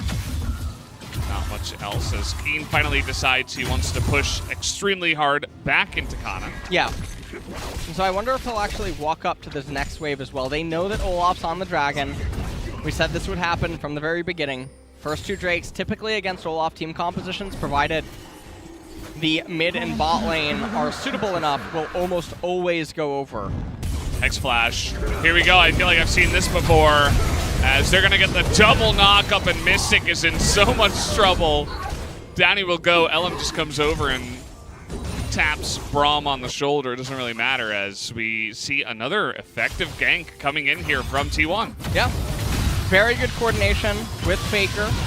Oh, King going to get stunned up here. Nice amount of poke damage going out there by Kana. You could see that he was and Faker hesitating a little bit. Oh, he's actually using it right now, so no longer going to have that available. And had Keen tried to turn the engage and Twisted Fate would come in with a teleport, things would get very bad. So right now, T1 are in a super comfortable position. They have sizable enough leads in very key departments. And this is what their comp needed to do. It needed to get ahead with Twisted Fate and Olaf. So this is a pretty standard play out from what's been going on. And effort on the Alistar. Goes in, waits, gets the knock up, and then just sends Mystic to his demise. Yeah, it's kind of like the effort Faker show right now. Yeah. Both of these ganks extremely clean, as, you know, these T1 players showing off their mechanics and able to put it together as a team. And that is what is giving them this nice little lead in this game. Keen says, well, I'll just steal that and clear out the wave. And they're completely even up in top lane. And Fly has not really managed to do a whole bunch on this Galio in terms of matching the TF so far this game.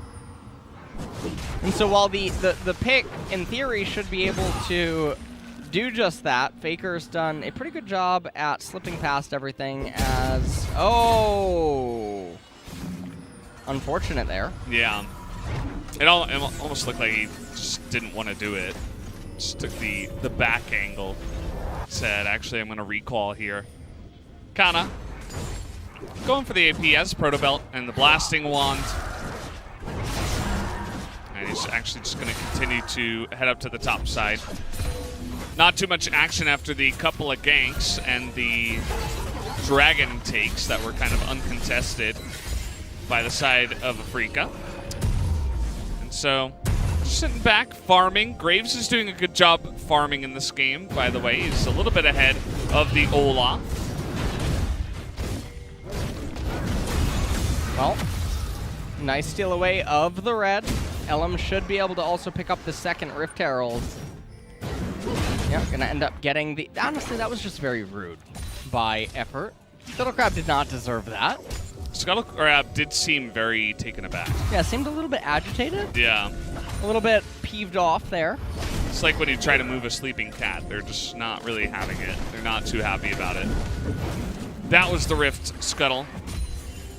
Is that what happens when you try to report the enemy player? Yeah, well, nothing happens generally when I do that, so it's it's not a good feel. And Afrika actually kind of just forced their way onto the Rift Heralds here, and T1 are like, okay, I mean, if you want it that badly, we're going to get Faker a solo kill onto the turret. We're going to push mid, and they're not going to find too much success there. In the I mean, it's a 5,000 gold lead through very little actual game interaction. This has just been purely lane destruction in what should be pretty neutral lanes. Obviously, Keen and Kana were going pretty even. Ashe and Braum up until that one turret dive. Oh, Keen. Well, he is going to be nearly impossible to kill. As finally you see Afrika attempts to make a engage happen, but it's a little bit forced more than anything else, and just an easy return there by T1. Well, 20 seconds until the Infernal. And now without that Galley ultimate, without Silas, it's going to be really hard. I mean, it should just be T1 getting the Infernal and forcing a soul point. This is a very eerie kind of game. You know? Yeah. We're watching paint dry here, as it really just feels like Afrika have given up almost in a way the last couple of moments with like decisions that they've made. You can tell that they feel very put on the defensive. Yeah. They're just like, okay, well, we can't venture too far out. We can't contest any objectives. We can't really find value on the map. I suppose we're just going to have to sit back and try to scale. But at least they're going to be putting down this Shirley here. It does a bit of damage, but okay, they're actually going to continue rotating up. But here comes T1. Always threatening. And Spirit just trying to get the turret, not even going to be able to get it. So a lot of the gold advantage standing for T1 is inside of the turrets that remain everywhere. And now mid-tier 1's going to fall. Steal the Fate's Call here. They're going to go on to Effort, and he's Alistair, so he doesn't really care. Slow's going down on the Elm. They're trying to force that Ragnarok. There it is. And now the Galio tanking up so much in the front, but the stopwatch is pretty huge as the exhaust goes down onto Kana.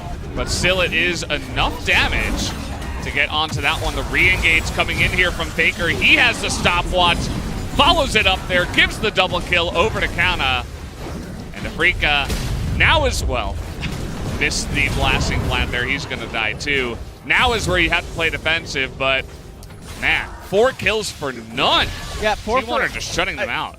Silas did not have a good ultimate for that fight, and also Galio's ult was on cooldown the entire time. There was no objective up, and so it's just a very bizarre timing for Afrika to ever handshake or try to attempt to reinitiate any sort of a fight, especially because T1 are so much stronger right now. So take a look at this. They clear out the minion wave. Ash Hour goes down onto Effort, and from right here, just disengage. Everyone just back up. La-di-da. Everything would be fine. Fly, for some reason, wants to get Fly swatted as he tries to reinitiate a team fight. Slicing Maelstrom comes out from Cannon, and a really good Destiny Gate by Faker. Thought he was actually just going to throw the wild cards up at Fly and just kill him. Yeah. But it didn't end up mattering. I mean, it's just a massacre, and this is one of those games where it really ends before it even seems like it starts. And so this has been 2 games in a row now of this happening. Yeah, pretty much dominance from one team as the other team kind of feels helpless. We saw that from good old Lee Sin in game number 1 from the side of T1, and now it just feels like Afrika don't really have the tools, although they're going to get another Alistair ultimate. That feels pretty bad, man. Once again. Spirit Able to get that dash up, and he's not able to get over the wall with that ultimate. Galio coming on in, but it might just be a little bit too little too late. There's the 3-man knockup. And how about another kill? Do we have any more here? Looks like Braum. And even Keen, although he does get that Alistar ultimate, but it just does not matter. The clean ace comes out from T1, 11-0 right now in the kills. This is what I call one-sided. Yeah, this is a perfect game, is what it looks like. I feel like this will probably end in the next 5 minutes. I can't actually imagine Afrika being able to hang on whatsoever.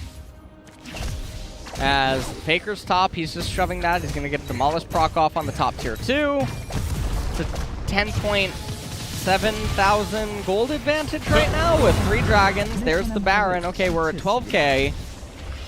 Almost 13k. We're just piling no, it we're on counting right now. actually right now. I'm not sure what's after 13, but Yeah, we didn't get that far in school. yeah. As Afrika, yet again, I mean, that's just very bizarre. It doesn't even make really that much sense. Enchanted Crystal Hour onto an Alistar just basically ignores him.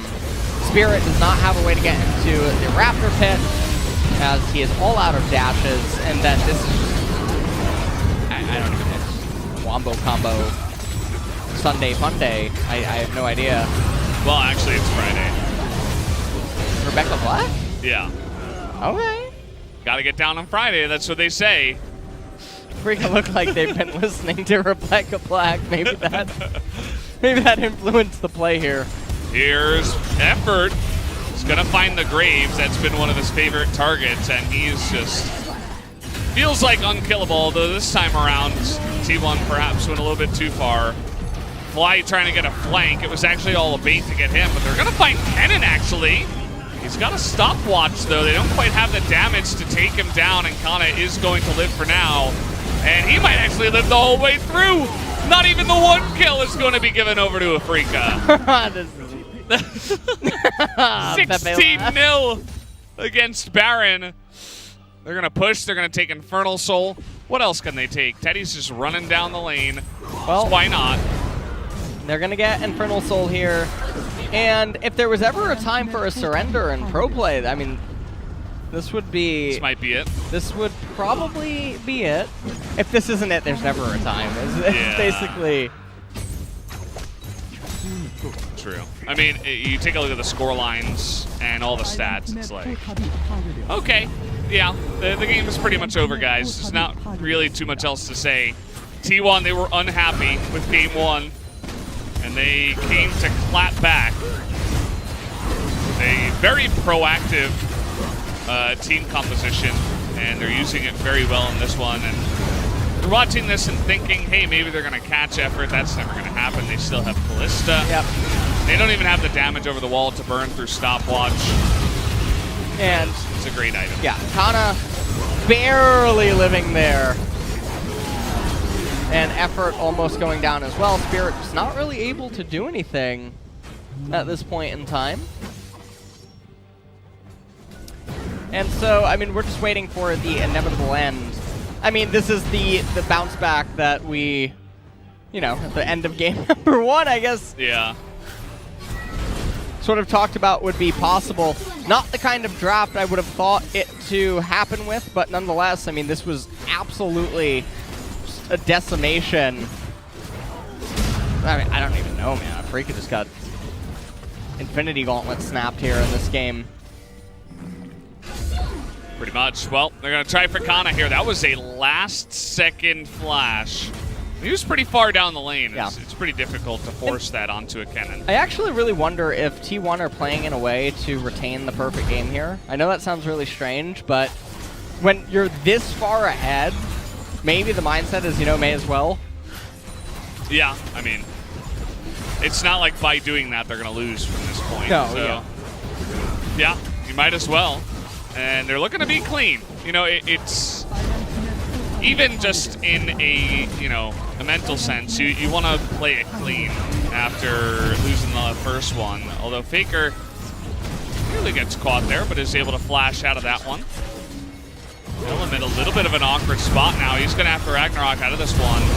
And they're going to find Teddy now in the front. Maybe you were able to caster curse them here, or maybe not, actually, as the big turnaround comes in, and in fact, nobody's going to die from the side of T1, and he just gets bopped in the back line. 21-0. 25 minutes in, they're just going to go ahead and tank the turrets. Effort. Oh, effort. Really? No! Really? That's how you lose your perfect game. Okay. There you go. T1 still going to win the game in a landslide victory. About as one-sided as it gets. They were unhappy with game 1, and they came and they clapped back here in game 2.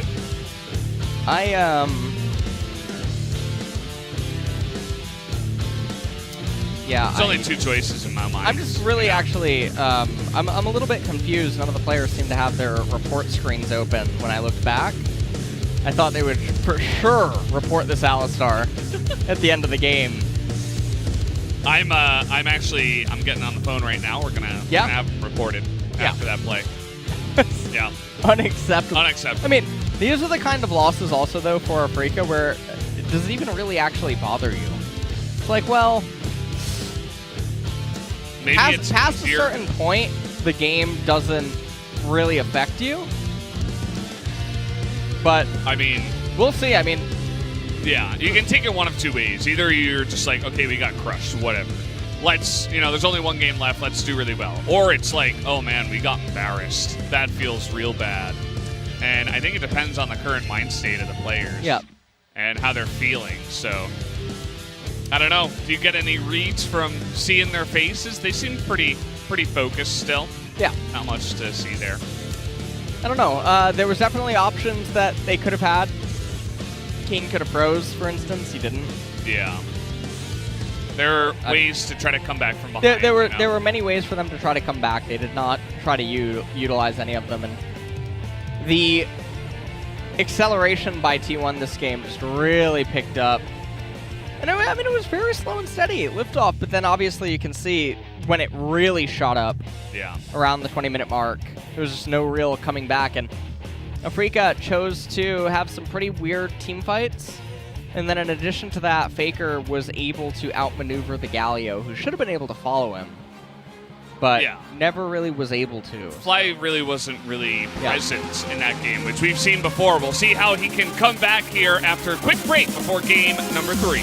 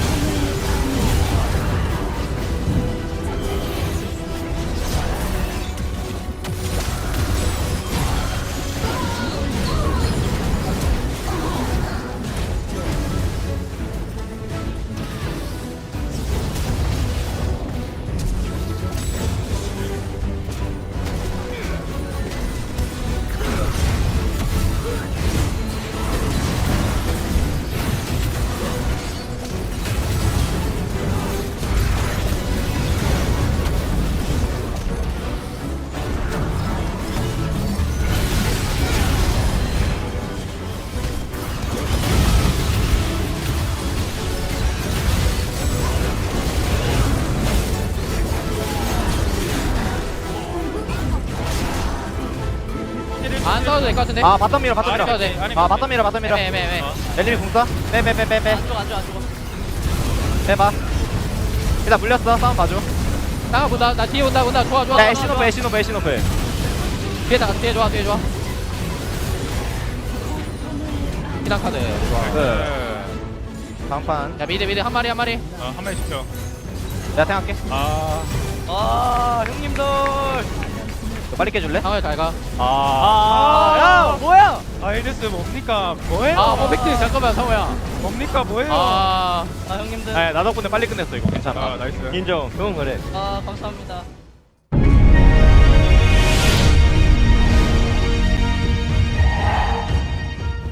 재혁 씨.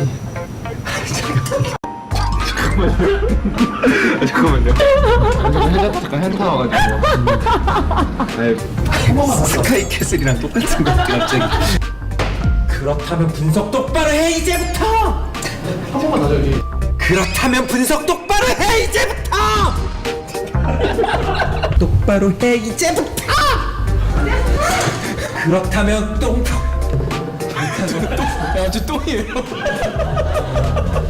난 지금 사랑에 빠진 게 죄는 아니잖아. 꿀잼.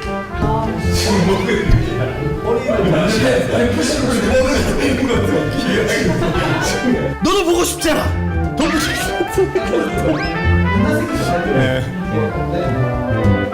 이런 갓나 새끼. 너 지금 잠시만요. 너도 재밌잖아. 너도 동부팅 경기 보고 싶어 죽겠잖아. 안 그래? 당신? 죄송합니다. 아니야? 우와. 안 뜯어져. 안 뜯어져. 깜짝 놀랐어. 안 뜯어져. 그러니까 깜짝 놀랐어. 전혀 안 뜯어져. 이거 톤을 어떻게 하지? SK를 지금부터 시작시켜.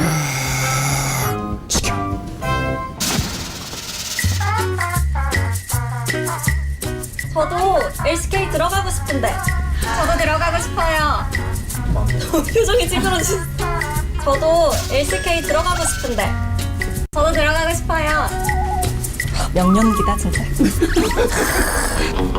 난 찬성. 조금 더 밝게 해줘야 돼. 아 그래요? 여자친구 하나 있다고?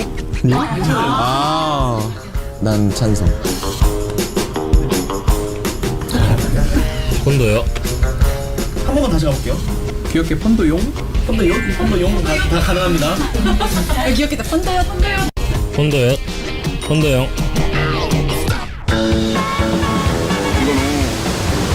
너무 부끄러운 걸 시키는 것 같아.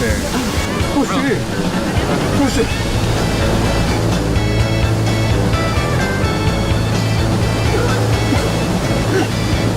선우 씨 괜찮아요? 선우 씨. 뭐야? 안 되겠어.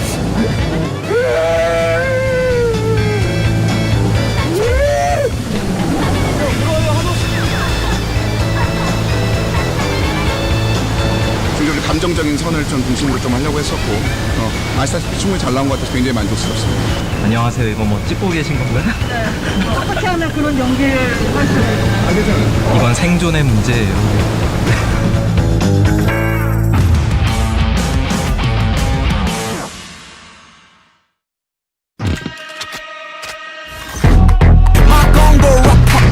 너희들의 존중한 coming for you. My Congo already set 줘. 이미 결정한 송구. 혼자 우리 shot you can block. 내 팀이 내 등급 샷 다 놀라. 각오했다면 정의는 필요해 like pop pop pop pop. I'm ready to go.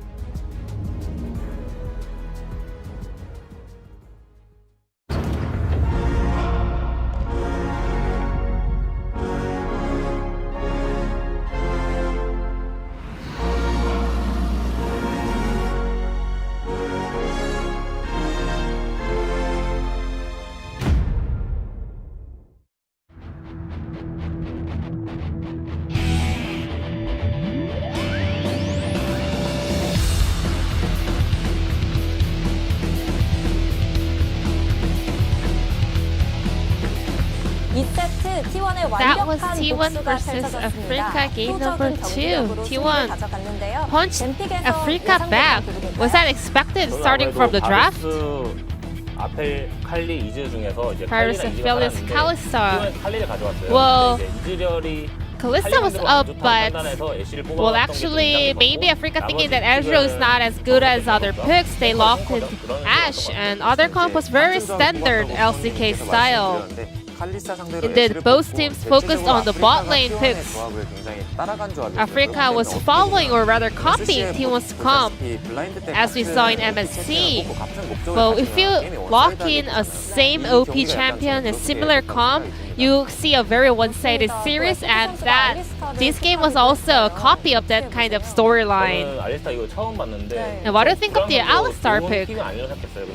Well, I didn't think that it was a good pick into Brown, but he was able to get a lot of rain pressure, and in addition to that, he had a lot of pressure all around the map, roaming around other lanes. As you mentioned, with effort rotation, T1 got a huge lead in the early game. Twisted Fate pushes in the wave. So with this lane priority, he rotates to the bottom lane. Based on this, actually Twisted Fates recalls, and then Kali and Alistar also shove in the wave, and they both recall to the base. Mid and bot, they're helping each other, and then we have to take a look over here. We expected to just Alistar to roam to the top side, but as they saw Ashe freezing the lane, they actually take a side step into the top side. It was a very flexible decision coming from Teddy and Effort. So with this smooth rotation to the top side, 4 of T1 members were able to pick up Kiin on Silas. With that lane freeze coming from Mystic, actually T1's bot duo had a lot of choice to kind of decide whether going for their bot lane, whether going to the top side. With this Herald raising the tier 1 turret in the top lane, there was a huge gold gap between two AD carry players. With the assist and also the first turret plates, they had a very huge goal difference at the 9-minute mark of the game. After that, T1 grouped up and keep their control of the game. Based on their control and lead, T1 was now rotating and focusing on to the macro. Braum and Alistar are really similar, but Braum was only a wannabe Alistar right here, so he had a very lower teamfight ability. Africa, they were kind of forcing that fight up against T1, but that was not a successful attempt. It was a really hard game for Africa because they had only one breakthrough in this game. However, engaging onto or collapsing onto Alistar was not a good choice. 자, 이어서 이번 게임 POG를 만나볼 시간인데요. Then let's check out who the player of the game from T1 is. And we wanna actually announce another thing here. It was not a casting vote that decided the POG in game number 1. It was just because of the vote difference. Actually, Ben just won more votes than Fly. Now moving on to game number 2, the player of the game will be Effort and Alistar. I guess the support competition is real here. But now handing over to Effort, the POG. You can say Alistar is a pocket pick, and it really depends on the player's proficiency on this champion. But Effort was single-handedly carrying every team fight with his abilities.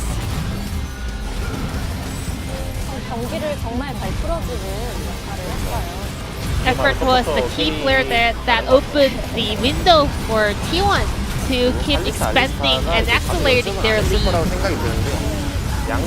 Kalista and Alistar is not a very meta pick, so maybe they didn't went through a lot of practice, but despite of the lack of the practice, T1 still had a very clean performance on this pocket comp.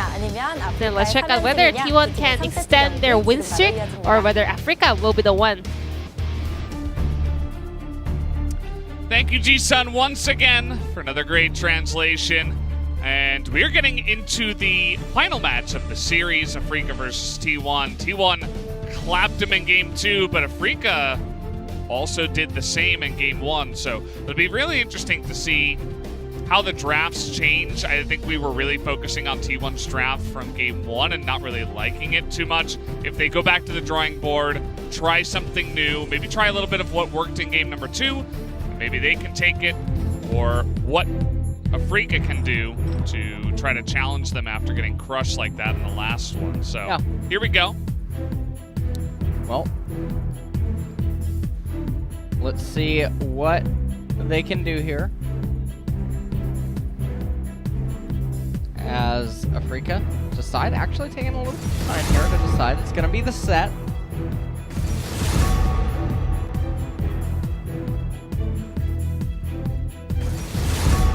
Varus and Yumi now removed from the table. And obviously the questions do still remain Karma, Ezreal, Aphelios, champions of that nature. Aphelios will get banned here. Yeah, they changed their Kalista ban to Aphelios. They don't want to draft against it. They just don't want to play against it at all. And Kalista taken off the table, so I wonder if Africa just go for the B1 Ezreal here. Trundle. Best they can do. Or Karma. Karma's still available. If they pick Trundle, they will lose.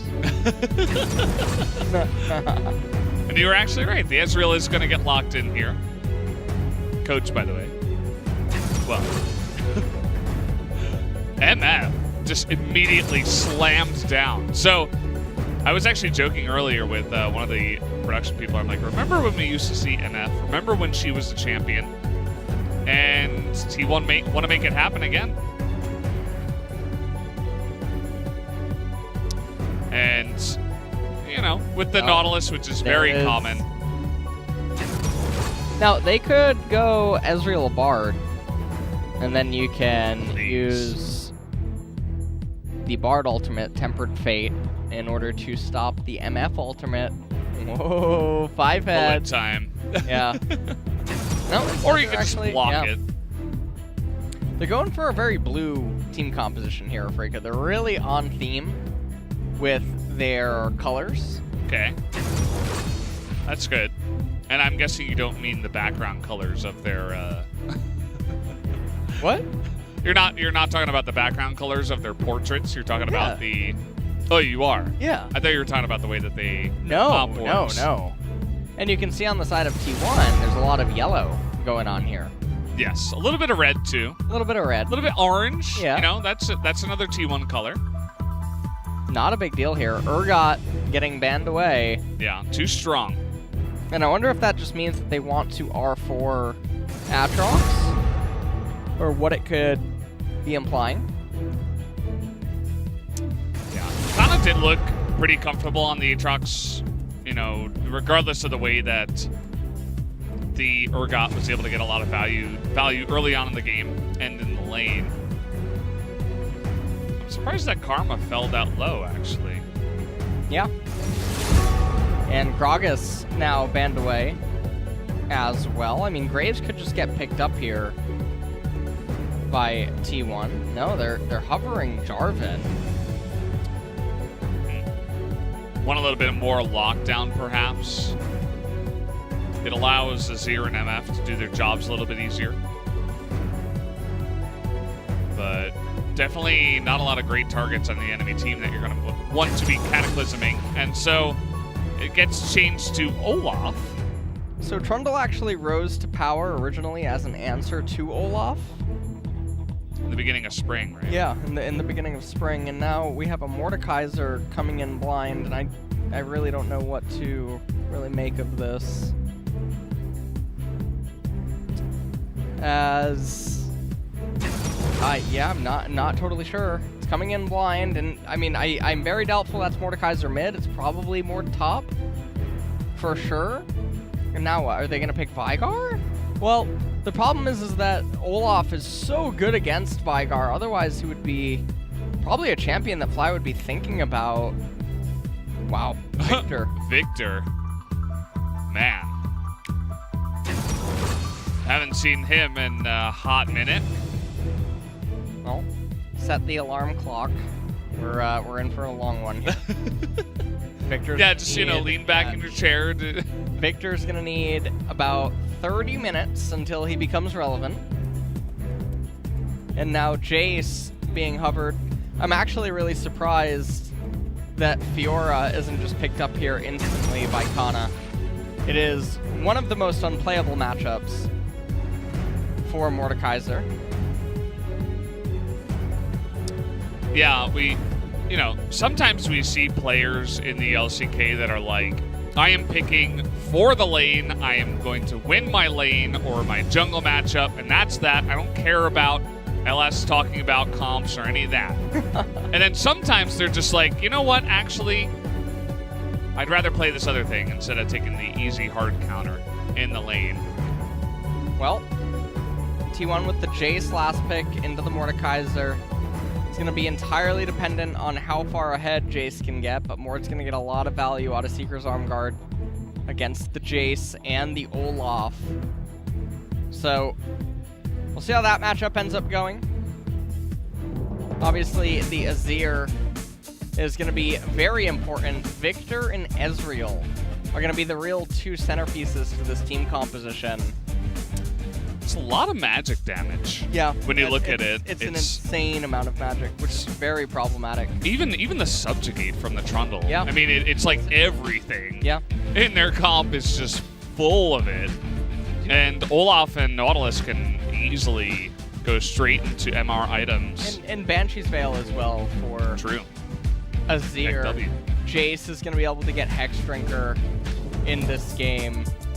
I mean, it's definitely easy to itemize for T1 in the later stages for sure. But they have a lot of pressure to get ahead early. Yeah, they definitely like to.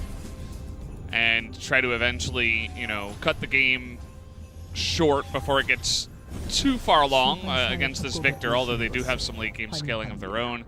In Faker's Azir, everybody knows about this. He was actually highlighted in our opening video, the title video of 2020 Summer, where it's Faker in his CGI Azir suit up there and pulls the Emperor's Divide forward, which I really enjoyed that video. Did you?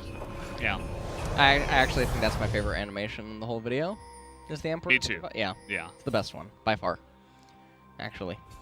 You know what would have been really cool is if an extended director's cut comes out of that, and the Sand Soldiers, actually Faker just rides them over to the ice cream truck. You and Faker and the ice cream. And then you're still talking about the vanilla ice cream from yesterday. He gets a world cone. Oh, man. Yeah. I really want that world cone. And honestly, you know what, Valdez? Do not mock vanilla ice cream. All right? No, we might need it. I love it. We might need it this game. So it's the secret word.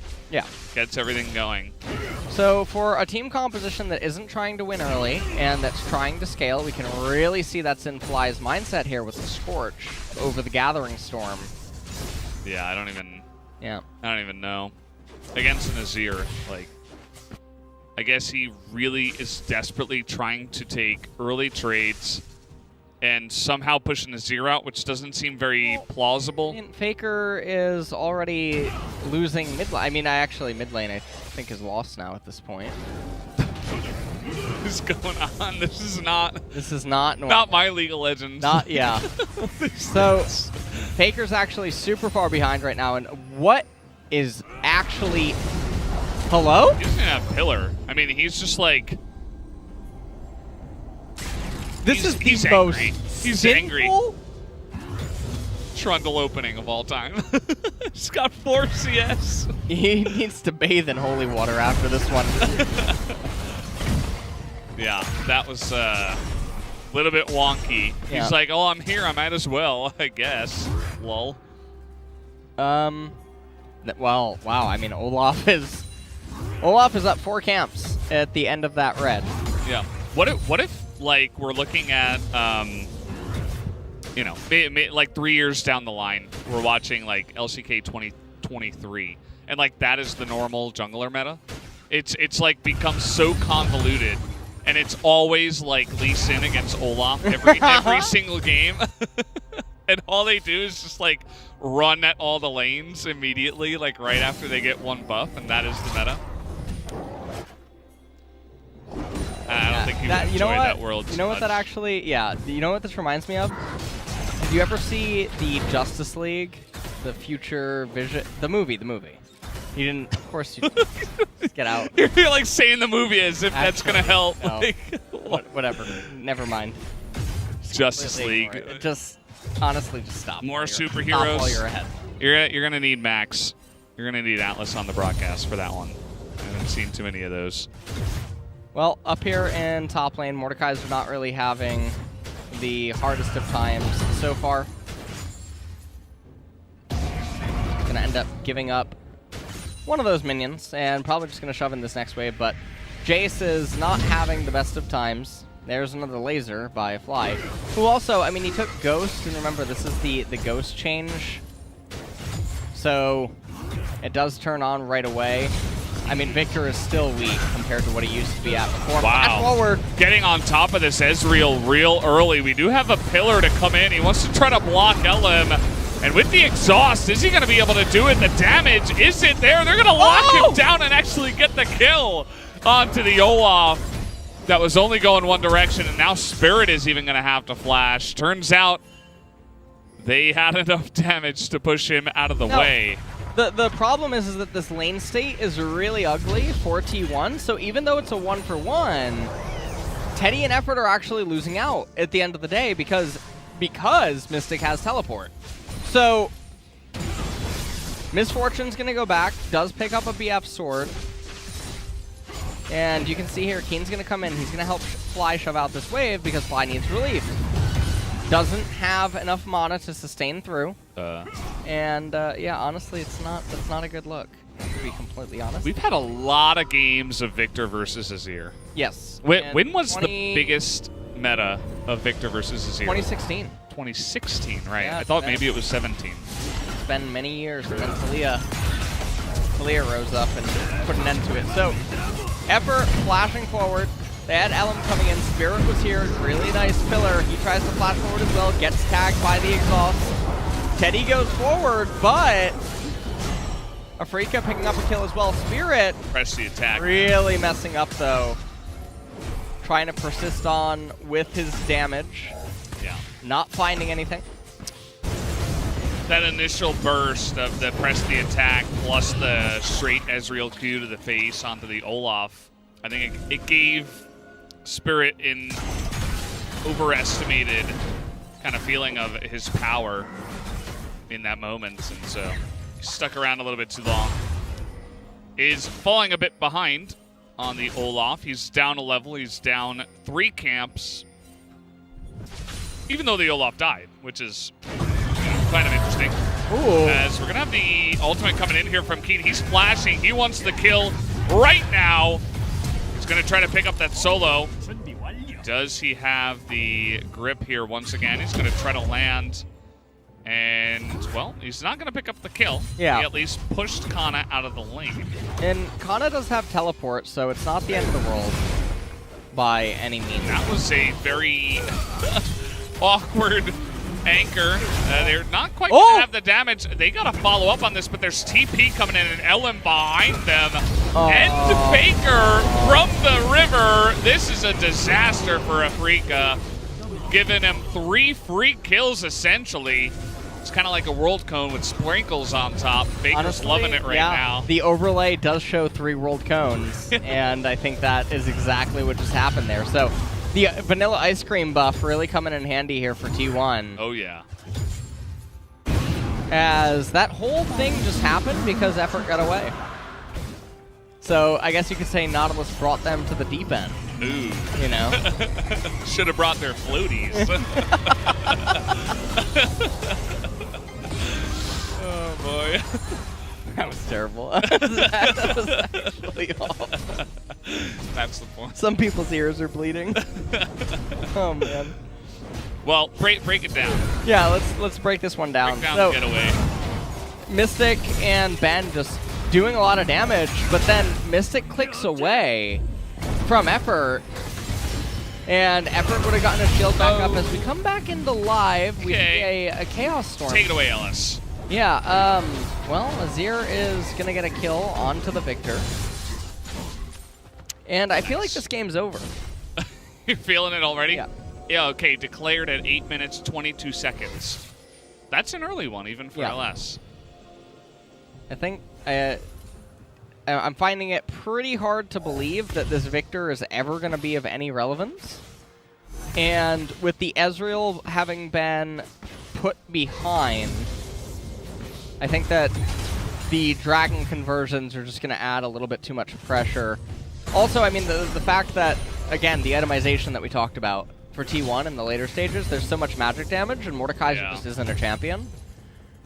So, I'm not really sure how we arrived here. Spirit looking us in a little bit.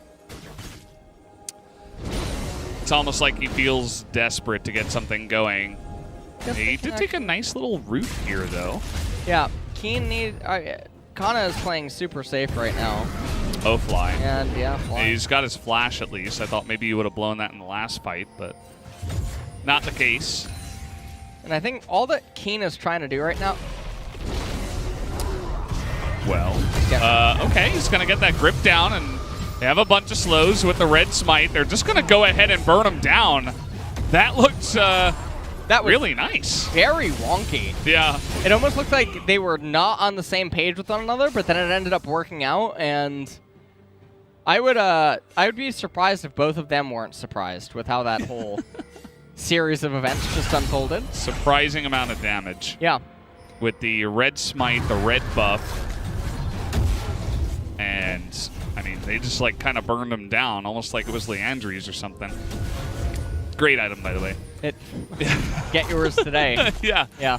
It's only, what is it, 3,100? 3,100, yeah. Yeah, in the shop. I can give you a discount. Oh, great. Not a big deal. I didn't know you were the shopkeeper, but... 내가 미드 볼 수 있는데, 상혁이 형. Salesman. 야, 스킬 썼다, 얘. 우리 미드 볼게. We're gonna look mid. 상동 아래 무빙 중, 빅토리 잡자, 상동아. Well. 나이스. Nice. Nice. Yep. Let's take a look at this one. This one's very strange. So, Kana gets hit by the grasp and just dies? I mean, the whole thing looked very awkward. Red smite, red buff. Yeah. Mordekaiser. Yeah, I was very surprised there. And I mean, we come back into live, the item now, Hex Drinker, has been picked up. It's insane value against the entire team comp of Afrika. Everyone on their team deals magic to some extent. Obviously, Ezreal and Trundle are going to be dealing a little bit of hybrid, but... If you're going to go, you got to go now, but Mystic able to pop back. He will be totally fine. Ben, that's a good scan. I would actually scan the Krugs, too. That's very common. He sees it, but I don't know if he actually saw it, if you catch my drift. So that's going to get away there. I don't catch it. Oh, yeah, that's fine. You don't need to.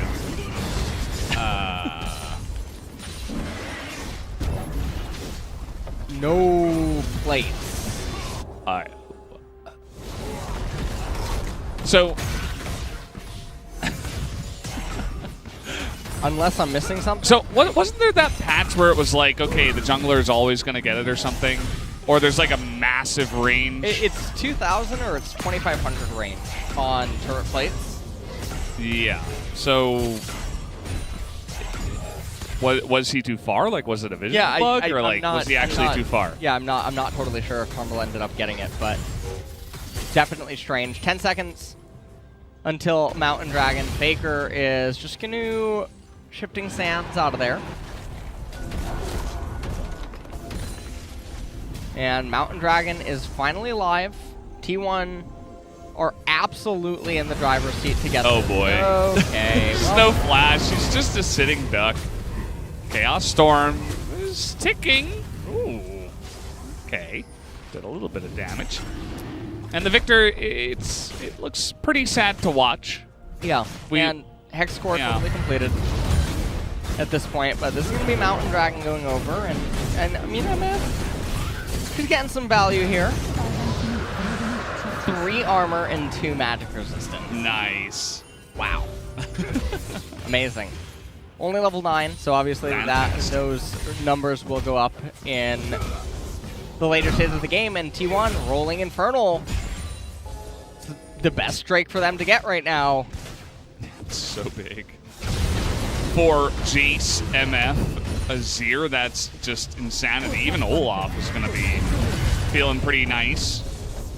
Things are only looking like bright skies right now for T1. Yeah.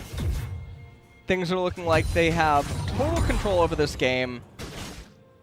Victor is going to be stuck, and this is one of the problems with Victor. He's such a heavy champion that you have to rush the entire Hex Core. Take a look at this replay, Faker. They're setting up the play. Gravity Field and Chaos Storm, but not going to have enough damage to bring down Azir.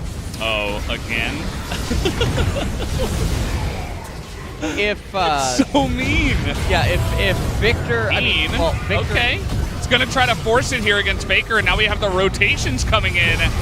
Faker is going to survive, though, for so long. He's actually going to get the kill, and he will survive against any further damage. Ben and Spirit not able to get in here, and Ben is absolutely going to go down even after flashing.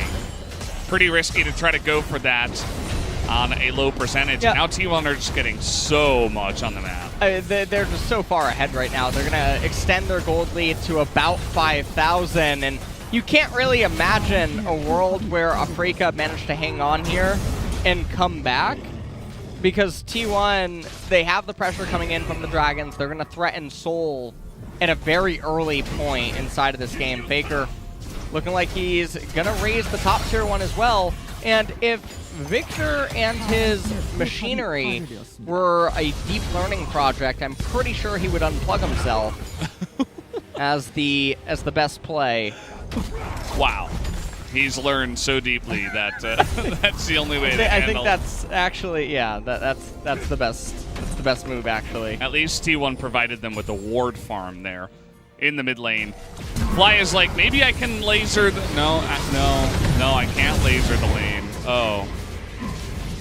And then we just see Keen. You see misses a couple of skills here in this one. Misses 2 Qs, it looks like, actually, which would have killed Faker.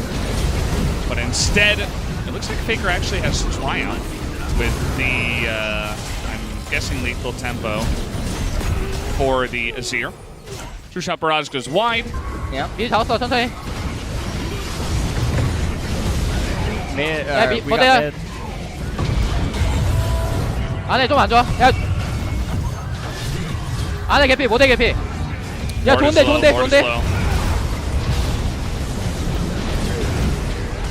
좋아. Good. 야, 이재공인 조심. 이재공 조심, 이재공. EMPs are out of 이재공 control. 빠졌어. 이제 아래, 여기. Meanwhile, Ezreal was below. Ezreal is below. Yogi, over here. Now, interestingly enough, what I think, so the 3 wards might have looked really troll, but the reason that you place the wards in a fight like that is the opponent might actually misclick and auto attack it. So it's really key. And this is actually another thing that you can do if you have blue trinket late game and you're in a team fight. I mean yellow trinket too. Summon the trinket on top of one of your teammates that are getting auto attacked or in a fight. Yeah. And sometimes the opponent might actually misclick. And that can equate to several hundred damage depending on what it is that they end up wasting their misclick on. So yeah, that's true. I never actually thought about that, but that's a cute way to min-max. Yeah, I mean, fights, there's you know? no other reason to have those wards at that fight, and it's such a decisive fight. Just spam drop the wards and hope they misclick. Yeah. That's an actual thing that you can do. So if you're a support player and you're in a team fight in mid-game, there's no reason to have Vision spam drop your wards on top of an ally getting autoed by the enemy AD carry or something, and maybe there's a chance that you absorb 2 autos, and that's a lot of value. Yeah, definitely is, but I think Afrika need about 7,000 autos right now to absorb because they're just getting dunked. They get clamped on here, they get sandwiched, and here comes Faker. He's just gonna blow them the other way, and well, he's gonna die, but he opens up a bunch of kills for his team. Oh man, Keen trying to land those Qs. This time he will, but he will bite the dust afterwards. There you go. That is the ace. It's not clean, as Teddy and Faker did go down, but it does not matter because T1 are just so far ahead. Yeah, so Rift Herald is going to crash into the mid-tier 2 here. Kana going to pick up all of the proximity gold. You see the magic resistance coming out on everyone. Really nice to see. They're going to get the Infernal Dragon for themselves. Let's take a look at this juggernaut right here. Wow. 1 ability power picked up for Nautilus, yeah. Truly a sight to behold. I'm not really quite sure how Afrika is going to come back from that one. Wow. As we're taking another look at the replay, this is Afrika trying to fight for Vision and do stuff when they can't really afford to. The Nautilus. Let's Victor take a look at casts this. his go so that he can die sooner. Kana 1v2. He gets stunned up here. Mystic might be fed a kill. Looks likely. There it is. He's gonna get the shutdown onto the Jace. And he's pretty much their only hope. I mean, Victor, you know, he was never really a champion in this game. And the Mordekaiser is doing okay, but not as well as the Jace. Victor's machinery right now is trying to process /FF as the command, but having a little bit of difficulty executing upon it. As the new Blast Cone effort, toying around with it really quickly, just, you know, eyeing it up. Yeah, he's seeing all the angles. Nautilus has a very elegant strut. Okay. You think so? I do think so. The way that he manages to carry himself despite all that armor. With all the armor, it's impressive. It really is. It makes you think that he's probably got a lot of muscle under that, under that armor. Honestly. In order to carry it with that much grace, I mean, that's the only way, right? A lot of peacefulness in how he walks. Just pay attention to him next time he's on. Yeah. Honestly, charisma a lot. And, I mean, next time he's on your screen, just pay attention to it. Take a look at him. Look at that hunk of armor. I see what you did there. Yeah, he looks like he's skipping almost. Look at the back of his feet when he's running away. Yeah, I mean... Look at he's like coming up so high. Like, it's like he's running down the lane. He's so happy. Yeah. Here, let me just quickly hook this Ezreal. Oh, wait, that was a little bit short. He wasn't actually trying to hit there. He was trying to rupture his eardrums. Oh. Yeah. I think he was just kind of showing off. Ooh, look at my anchor. Yeah, I mean, the Nautilus is kind of interesting on a serious note. You know, into the Ezreal, it might be counterintuitive, but what I saw in the last fight was kind of interesting where he depth charges Ezreal, and then the Ezreal arcane shifts away, and then the entire front line gets depth charged. Yeah. And then there's like 3 or 4 people that are in front of Ezreal who is trying to run away. You know, it makes sense because you don't want to front tank as Ezreal. But might have to hold that thought. It just seemed like a good idea. And here we go again. But this time it's in the back line. And there you go. Wombo combo. Yes, MF is going to die. It doesn't end up mattering as Keen. Okay. All right, Keen. Trying to bully Nautilus. See how it is. We don't take kindly to your part. To you around these Nautilus parts. called in his bros. Yeah. To make quick work. Showed Mordekaiser whose suit is really better. Yeah. That's actually what Keen was really going for there. Didn't when he take death very realmed long. him. Yeah, he really wanted Nautilus' suit of armor. Yeah. Okay, T1, they're just gonna pick up the Baron. This will convert. I mean, it'll persist into the Infernal Soul.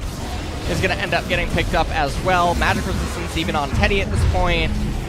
Things are just... Why are they bullying Nolas? Honestly, just bullying him. And this is a little bit ridiculous. Reported. Yeah. It's not cool. So we take a look at this. Make It Rain comes out. Teddy, some really nice movement. Pillar does knock him up, but then they don't have the Pillar or the bullet time. Oh, okay. Mystic, with the Arcane Shift, able to just tag Teddy. He ends up dying there, but again, it's just way too lost of a fight. Fly trying to do his best to run away. I mean, Victor is just... There's a reason we don't see him. Yeah, I don't understand the Victor pick there. Can you name me like 5 different picks that could have been better in that spot? Was Corki open? Corki was open. Down here. Sorry, I know you're lost sight. But Yeah, I'm lost sight. Trying to look at the draft. I can't read your handwriting. Yeah, it's pretty bad. It really is. There was no Corki ban, though. I think Corki would have been pretty straightforward. It sucks because they drafted so much AP before picking their mid laner. You know, maybe the Mord pick was actually the problem. But as I say that, Mordekaiser is trying to get on top of Kana here. And not quite. Hexdrinker is going to help out a lot there, and he will just be bursted down.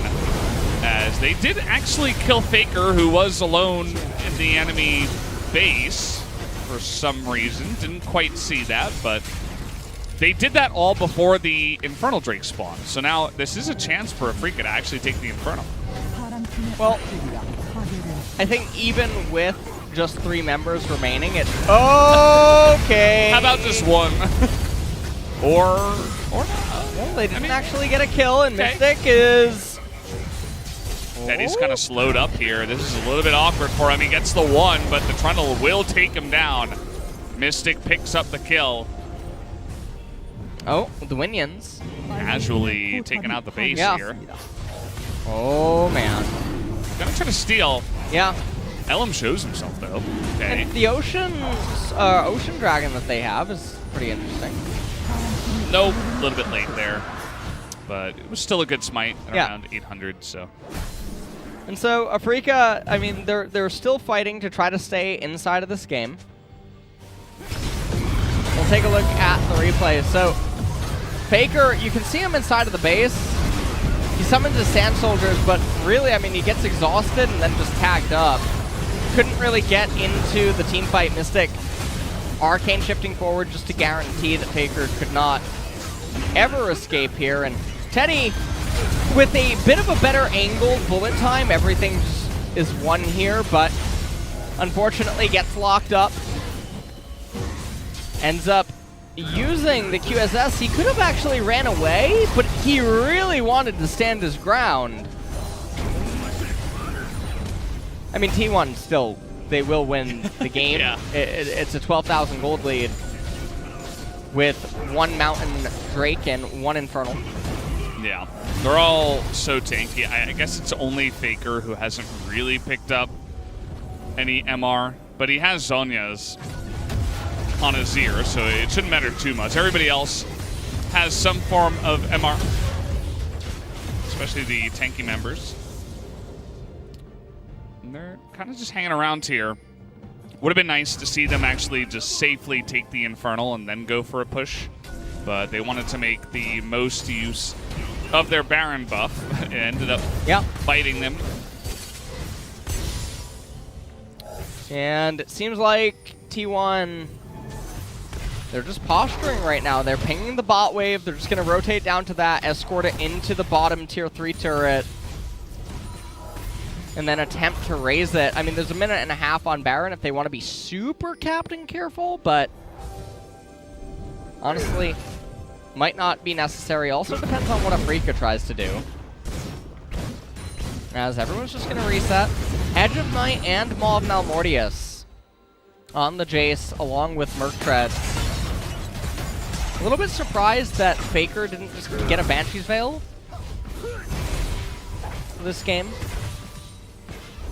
Just been sitting on Lost Chapter, picked up an Oblivion Orb. He recognized no one on the enemy team really had any magic resistance outside of that Ezreal, who has 66. Faker's penning 33.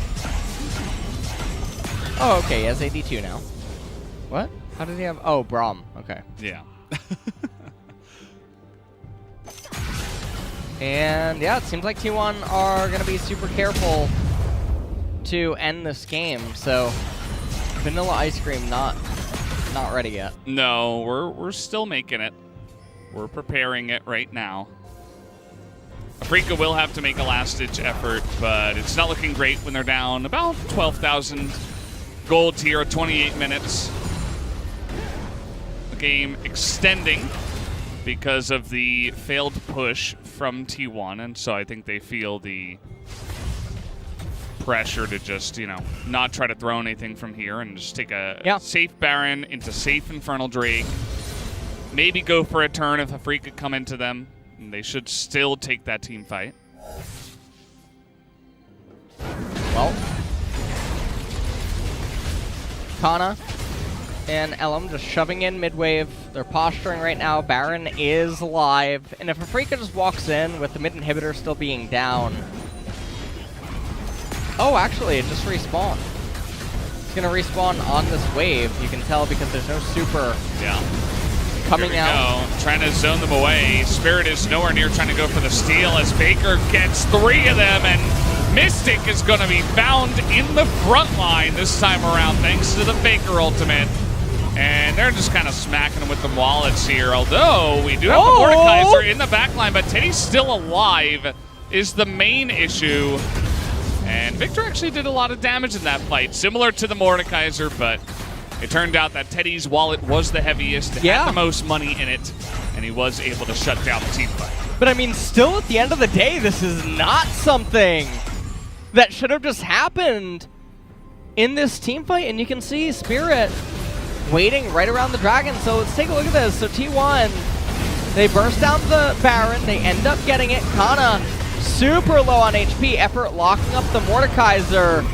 Big knockup, but Faker going into Zanya's very early. Elam not able to bring down everyone as fast as he would have liked, and then Fly managing to make it away with all that MS on Victor.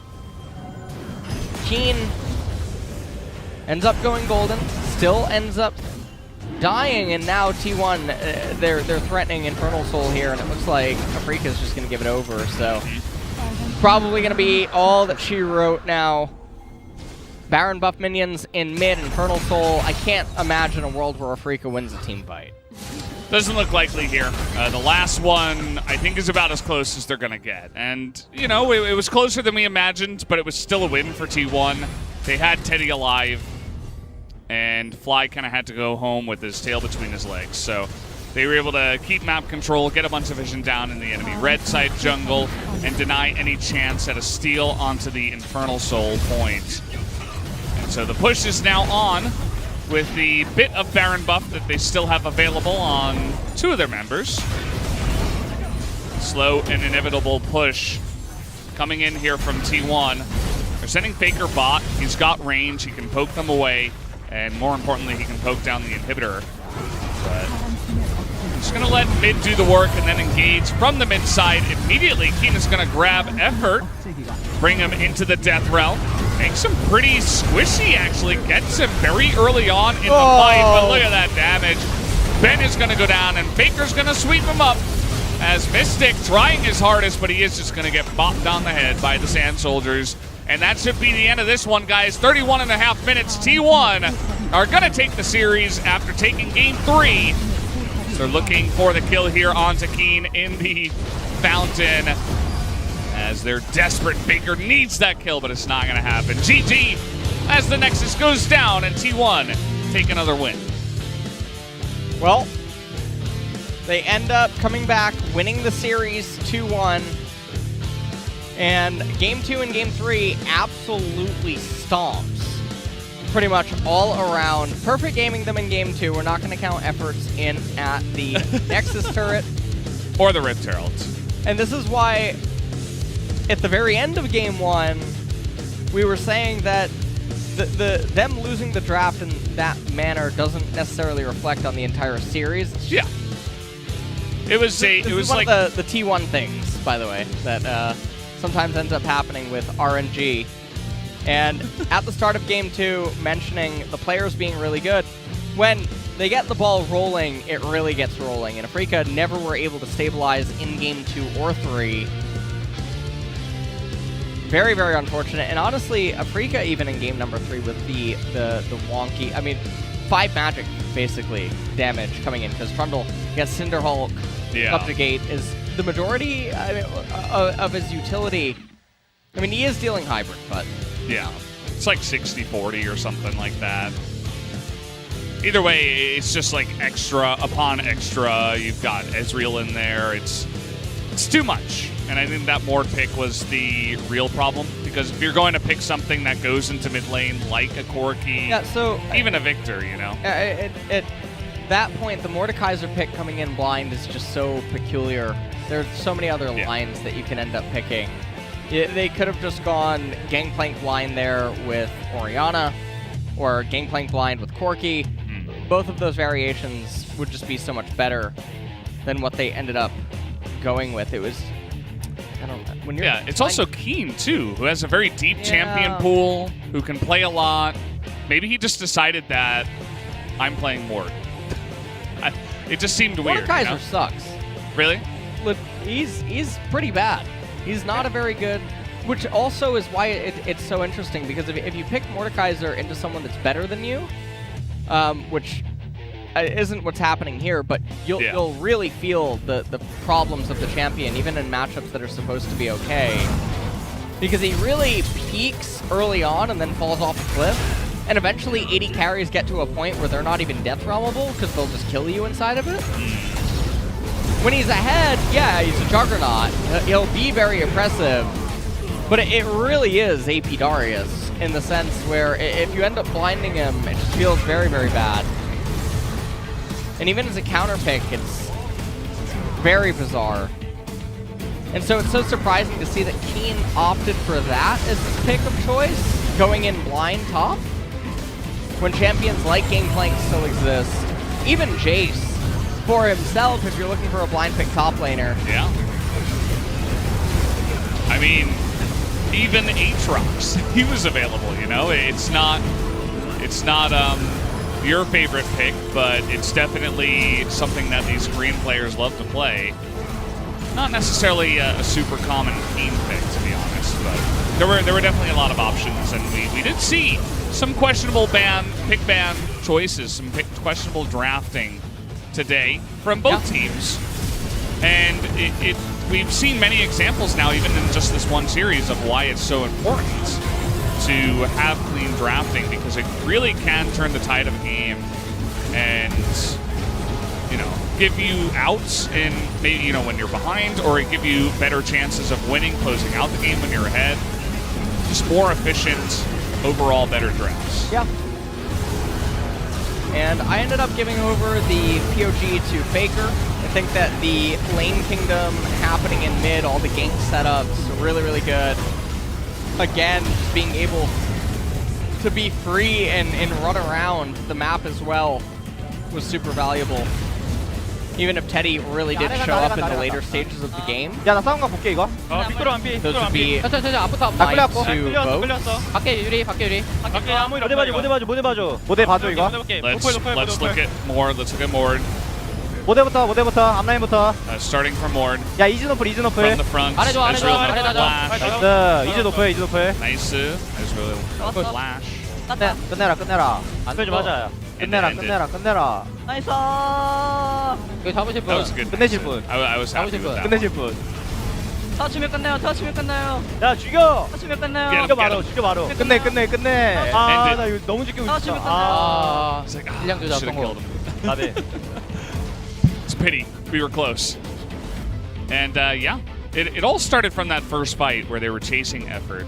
And after that, things kind of went boom over there on the side of Afrika, and their comp wasn't really able to handle it from behind. Yeah.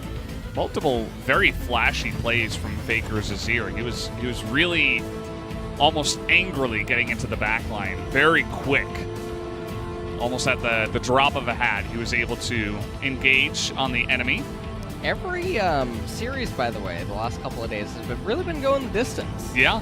I was talking to Sunke about this Suncaster over on the side of the Korean desk, and it's like every day is 5-6, 5-6. Like it's just the rotation. Like it's definitely going the distance. Even yesterday, DRX against Sandbox, Yesterday, I believe. I got home at 2 a.m. Yeah. Yeah, I got home at 1. It was a late day. I It's a long day. around for an hour in the rain trying to get a taxi. It's really hard to get taxis around here, so that doesn't help. 2 a.m. Yeah. And we're waiting on the interview. Sorry about the little delay, but we'll have that in just a moment. I think we also still have to show the player of the game, if I'm not mistaken. Yeah. I don't think that was shown just yet. So, who do you think got it? Faker is my guess. I know that's who you voted for, and you're 2 for 2 today, by the way. So I think you're going to be 3 for 3. So that is my guess here. We'll see though. I think it wasn't going to be him. I don't really know who it would have been. I think Teddy had a pretty. He had kind of like a show-off game. You know, he was coming in with a lot of mechanics, but it is definitely Faker. And LS is 3 for 3 on his predictions here. So we are going to be hearing from Faker and Effort in the interview. A lot of the setups that he had early on, just super, super nice. So many things he did inside of this game for his team. Very valuable. And yeah, that was a 3-man Shurima shuffle. Ends up going golden inside of the Zanyas. Team 1 all just grouping up on top of each other. And honestly, Keen did a lot in this team fight, as well as Victor. Victor could have went down had Element landed that last undertow, but understandable. Champion was ghosted, as well as I think having the Q speed active, so yeah. Yeah, it's not easy to chase a Victor at all. So it was like it was him trying to reach as he falls off the building. He's like, wait, I'm still a good champion. But actually, you know, no, not as good as Corky in that spot. I just think about all those engages where perhaps Corky would have had a little bit more mobility to get away. But either way, guys, we have the interview. So I'm going to hand it over to Ji-sun for the translation. Congratulations on the win. Faker Effort, the same duo we saw on the previous POG interview. So first off, Effort, how do you feel? After the last victory, we are having the second wins in a row, so I'm happy. 처음에 1패로 시작해서 굉장히 Well, we are in a really bad atmosphere starting off the split with a loss, but it's getting better. 첫 패여서 분위기가 안 좋은 거예요? 1패인 거 같고 분위기가 안 I mean, that's only one loss though. 포부가 커서 그런가요? 이유가 Is that because like T1 has such a high standard? 안 좋은 전통이 있어가지고. And we have this bad jinx going on in the summer split, so we just wanted to stop this. 김종성도 그거 깨고 싶다는 얘기 많이 했었어요. Yeah, I mean, Coach Kim also mentioned about the summer jinx in T1. Moving on, you guys are facing against Africa with a huge momentum, and you guys dropped the game in game number 1, and you guys subbed in LM in jungle. So what kind of feedback went back and forth? In game number 1, we said our team fight power was so low, our combo's not that good, so we thought that we should have more fights with an adjusted team comp. Game number 2, Effort, you play Alistar. Last time he was Recon, so you're going on with some off-meta picks with a high confidence. 제가 이니시에 좀 자신 있어서 Yes, I'm confident with team fight openings this time around. I planned for going in with Alistar and then surviving out. 마지막에 사실 저희는 오늘 퍼펙트를 But I want to ask you about the perfect game. You guys were so close to getting it, but you died to a turret. Was that your fault? 0대4로 끝날 수 있는 상황이었는데. 저는 1초라도 빨리 끝내고 싶어서 I just wanted to end the game 1 second faster because we had a very small minion wave left. So I just wanted to shorten our game duration. Faker, what do you think about that? 중요한 건 아니고요. I mean, perfect game doesn't really matter, you know? I don't really care. 그렇죠. 이기는 게 가장 중요하니까요. 딜량도 별로 중요한 건 아닌가요, 페이커? What about damage? Well, damage matters though. I see the difference in the Faker's standard. 그게 사실 그것 때문에 그 딜량과 About 그리고 the 이 퍼펙트에게 damage, 큰 차이를 스스로 느끼고 뭐 조작이라는 the 얘기도 하셨는데 perfect 그 두 개를 비교해 주시면 에이 이거 뭐 So would you like to 퍼펙트는 이래서 안 compare 중요한 that? 거고 Would you like 딜량은 to 이렇게 해서 중요한 거다. 딱 정리 elaborate 좀 that about your 부탁드릴까요? answer? 네, 사실 뭐 퍼펙트도 중요하긴 To be 하지만 honest, I mean, perfect game score is also important. 제가 잘한 거잖아요. But what matters is me performing good.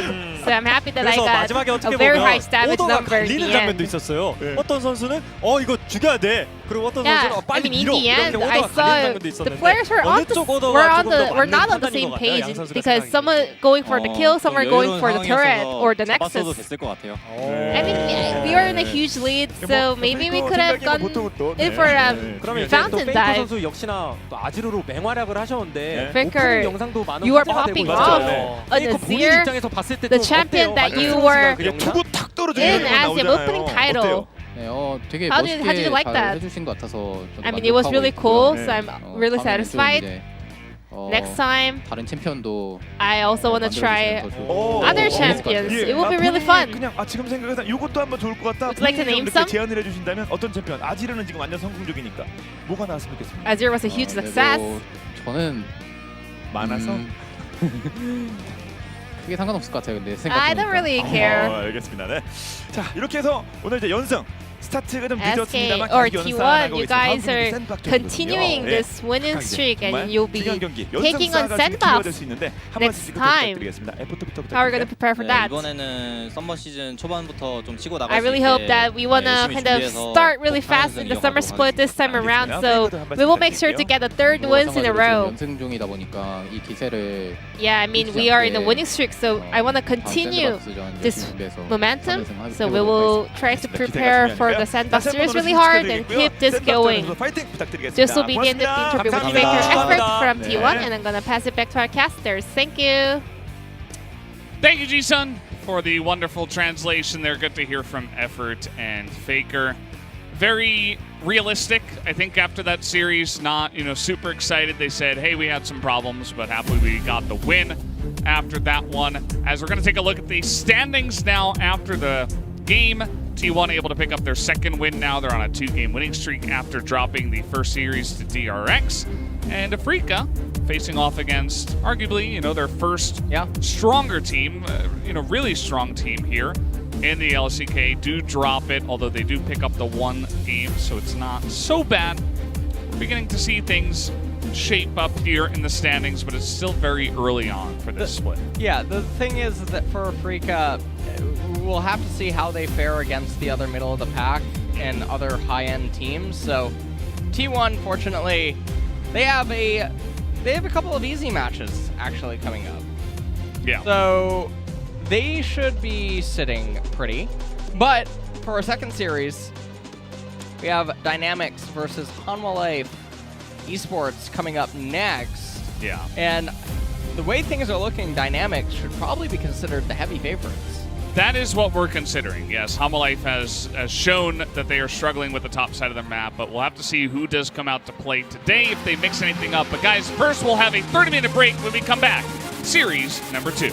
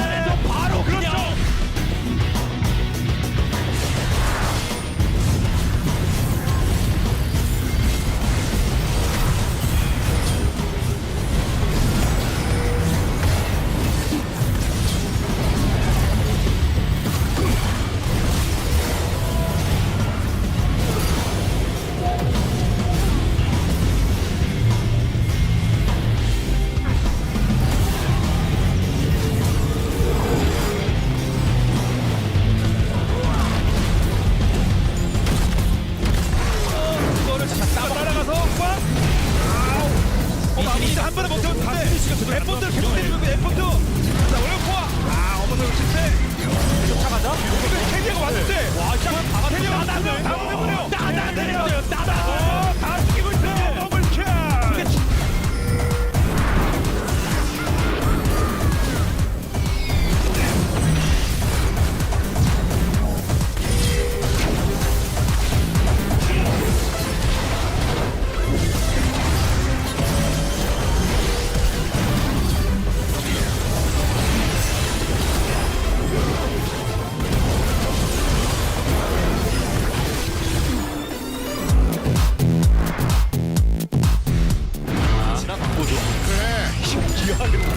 심지어 카사딘이 뭐 도움을 많이 주는 것도 아니고 아 이거 아까 말씀드렸죠 위험한데? 솔킬 내는 솔 아 6레벨 너무 빨리 됐다 얘. 죽은 듯? 너구리 50이 요즘 솔킬 탑 싸워야 되죠. 되거든요 너구리가 기다려서 6렙은 됐는데 너무 이게 돼 이기만 해. W 풀 한번 반대로 내가 반대로 와. 아 모델 옆에.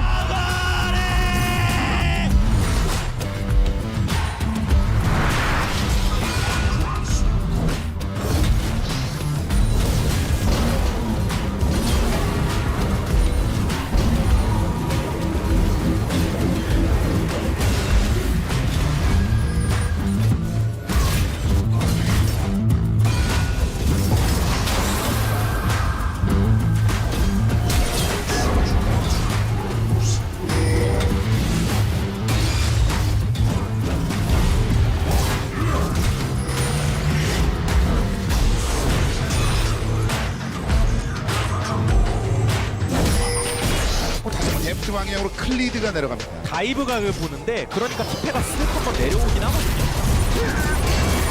투패가 내려오고 있긴 해요. 이거를 뒷방하면서 뒤쪽으니까 빠지는데요, 데프트. 결국 하나 더. 다시 가지. 버텼어요. 데프트가 된다. 역습 다 죽어요. 아니 저게 열망. 저게 왜 안 죽어? 3대0.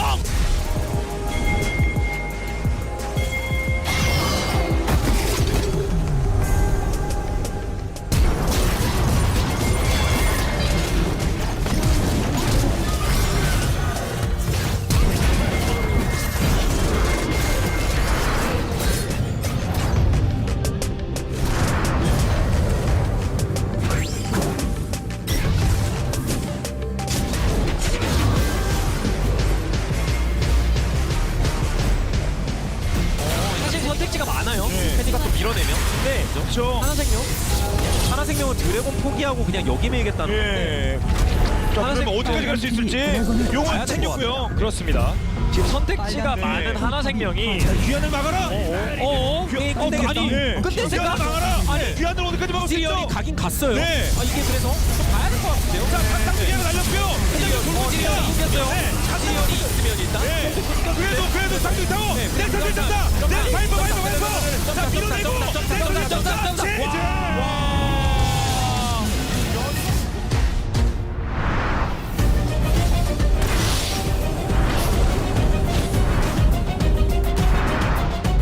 야 게임 끝내도 되겠는데 이거? 야 끝내볼래 이거? 내가 막아볼게 얘들아.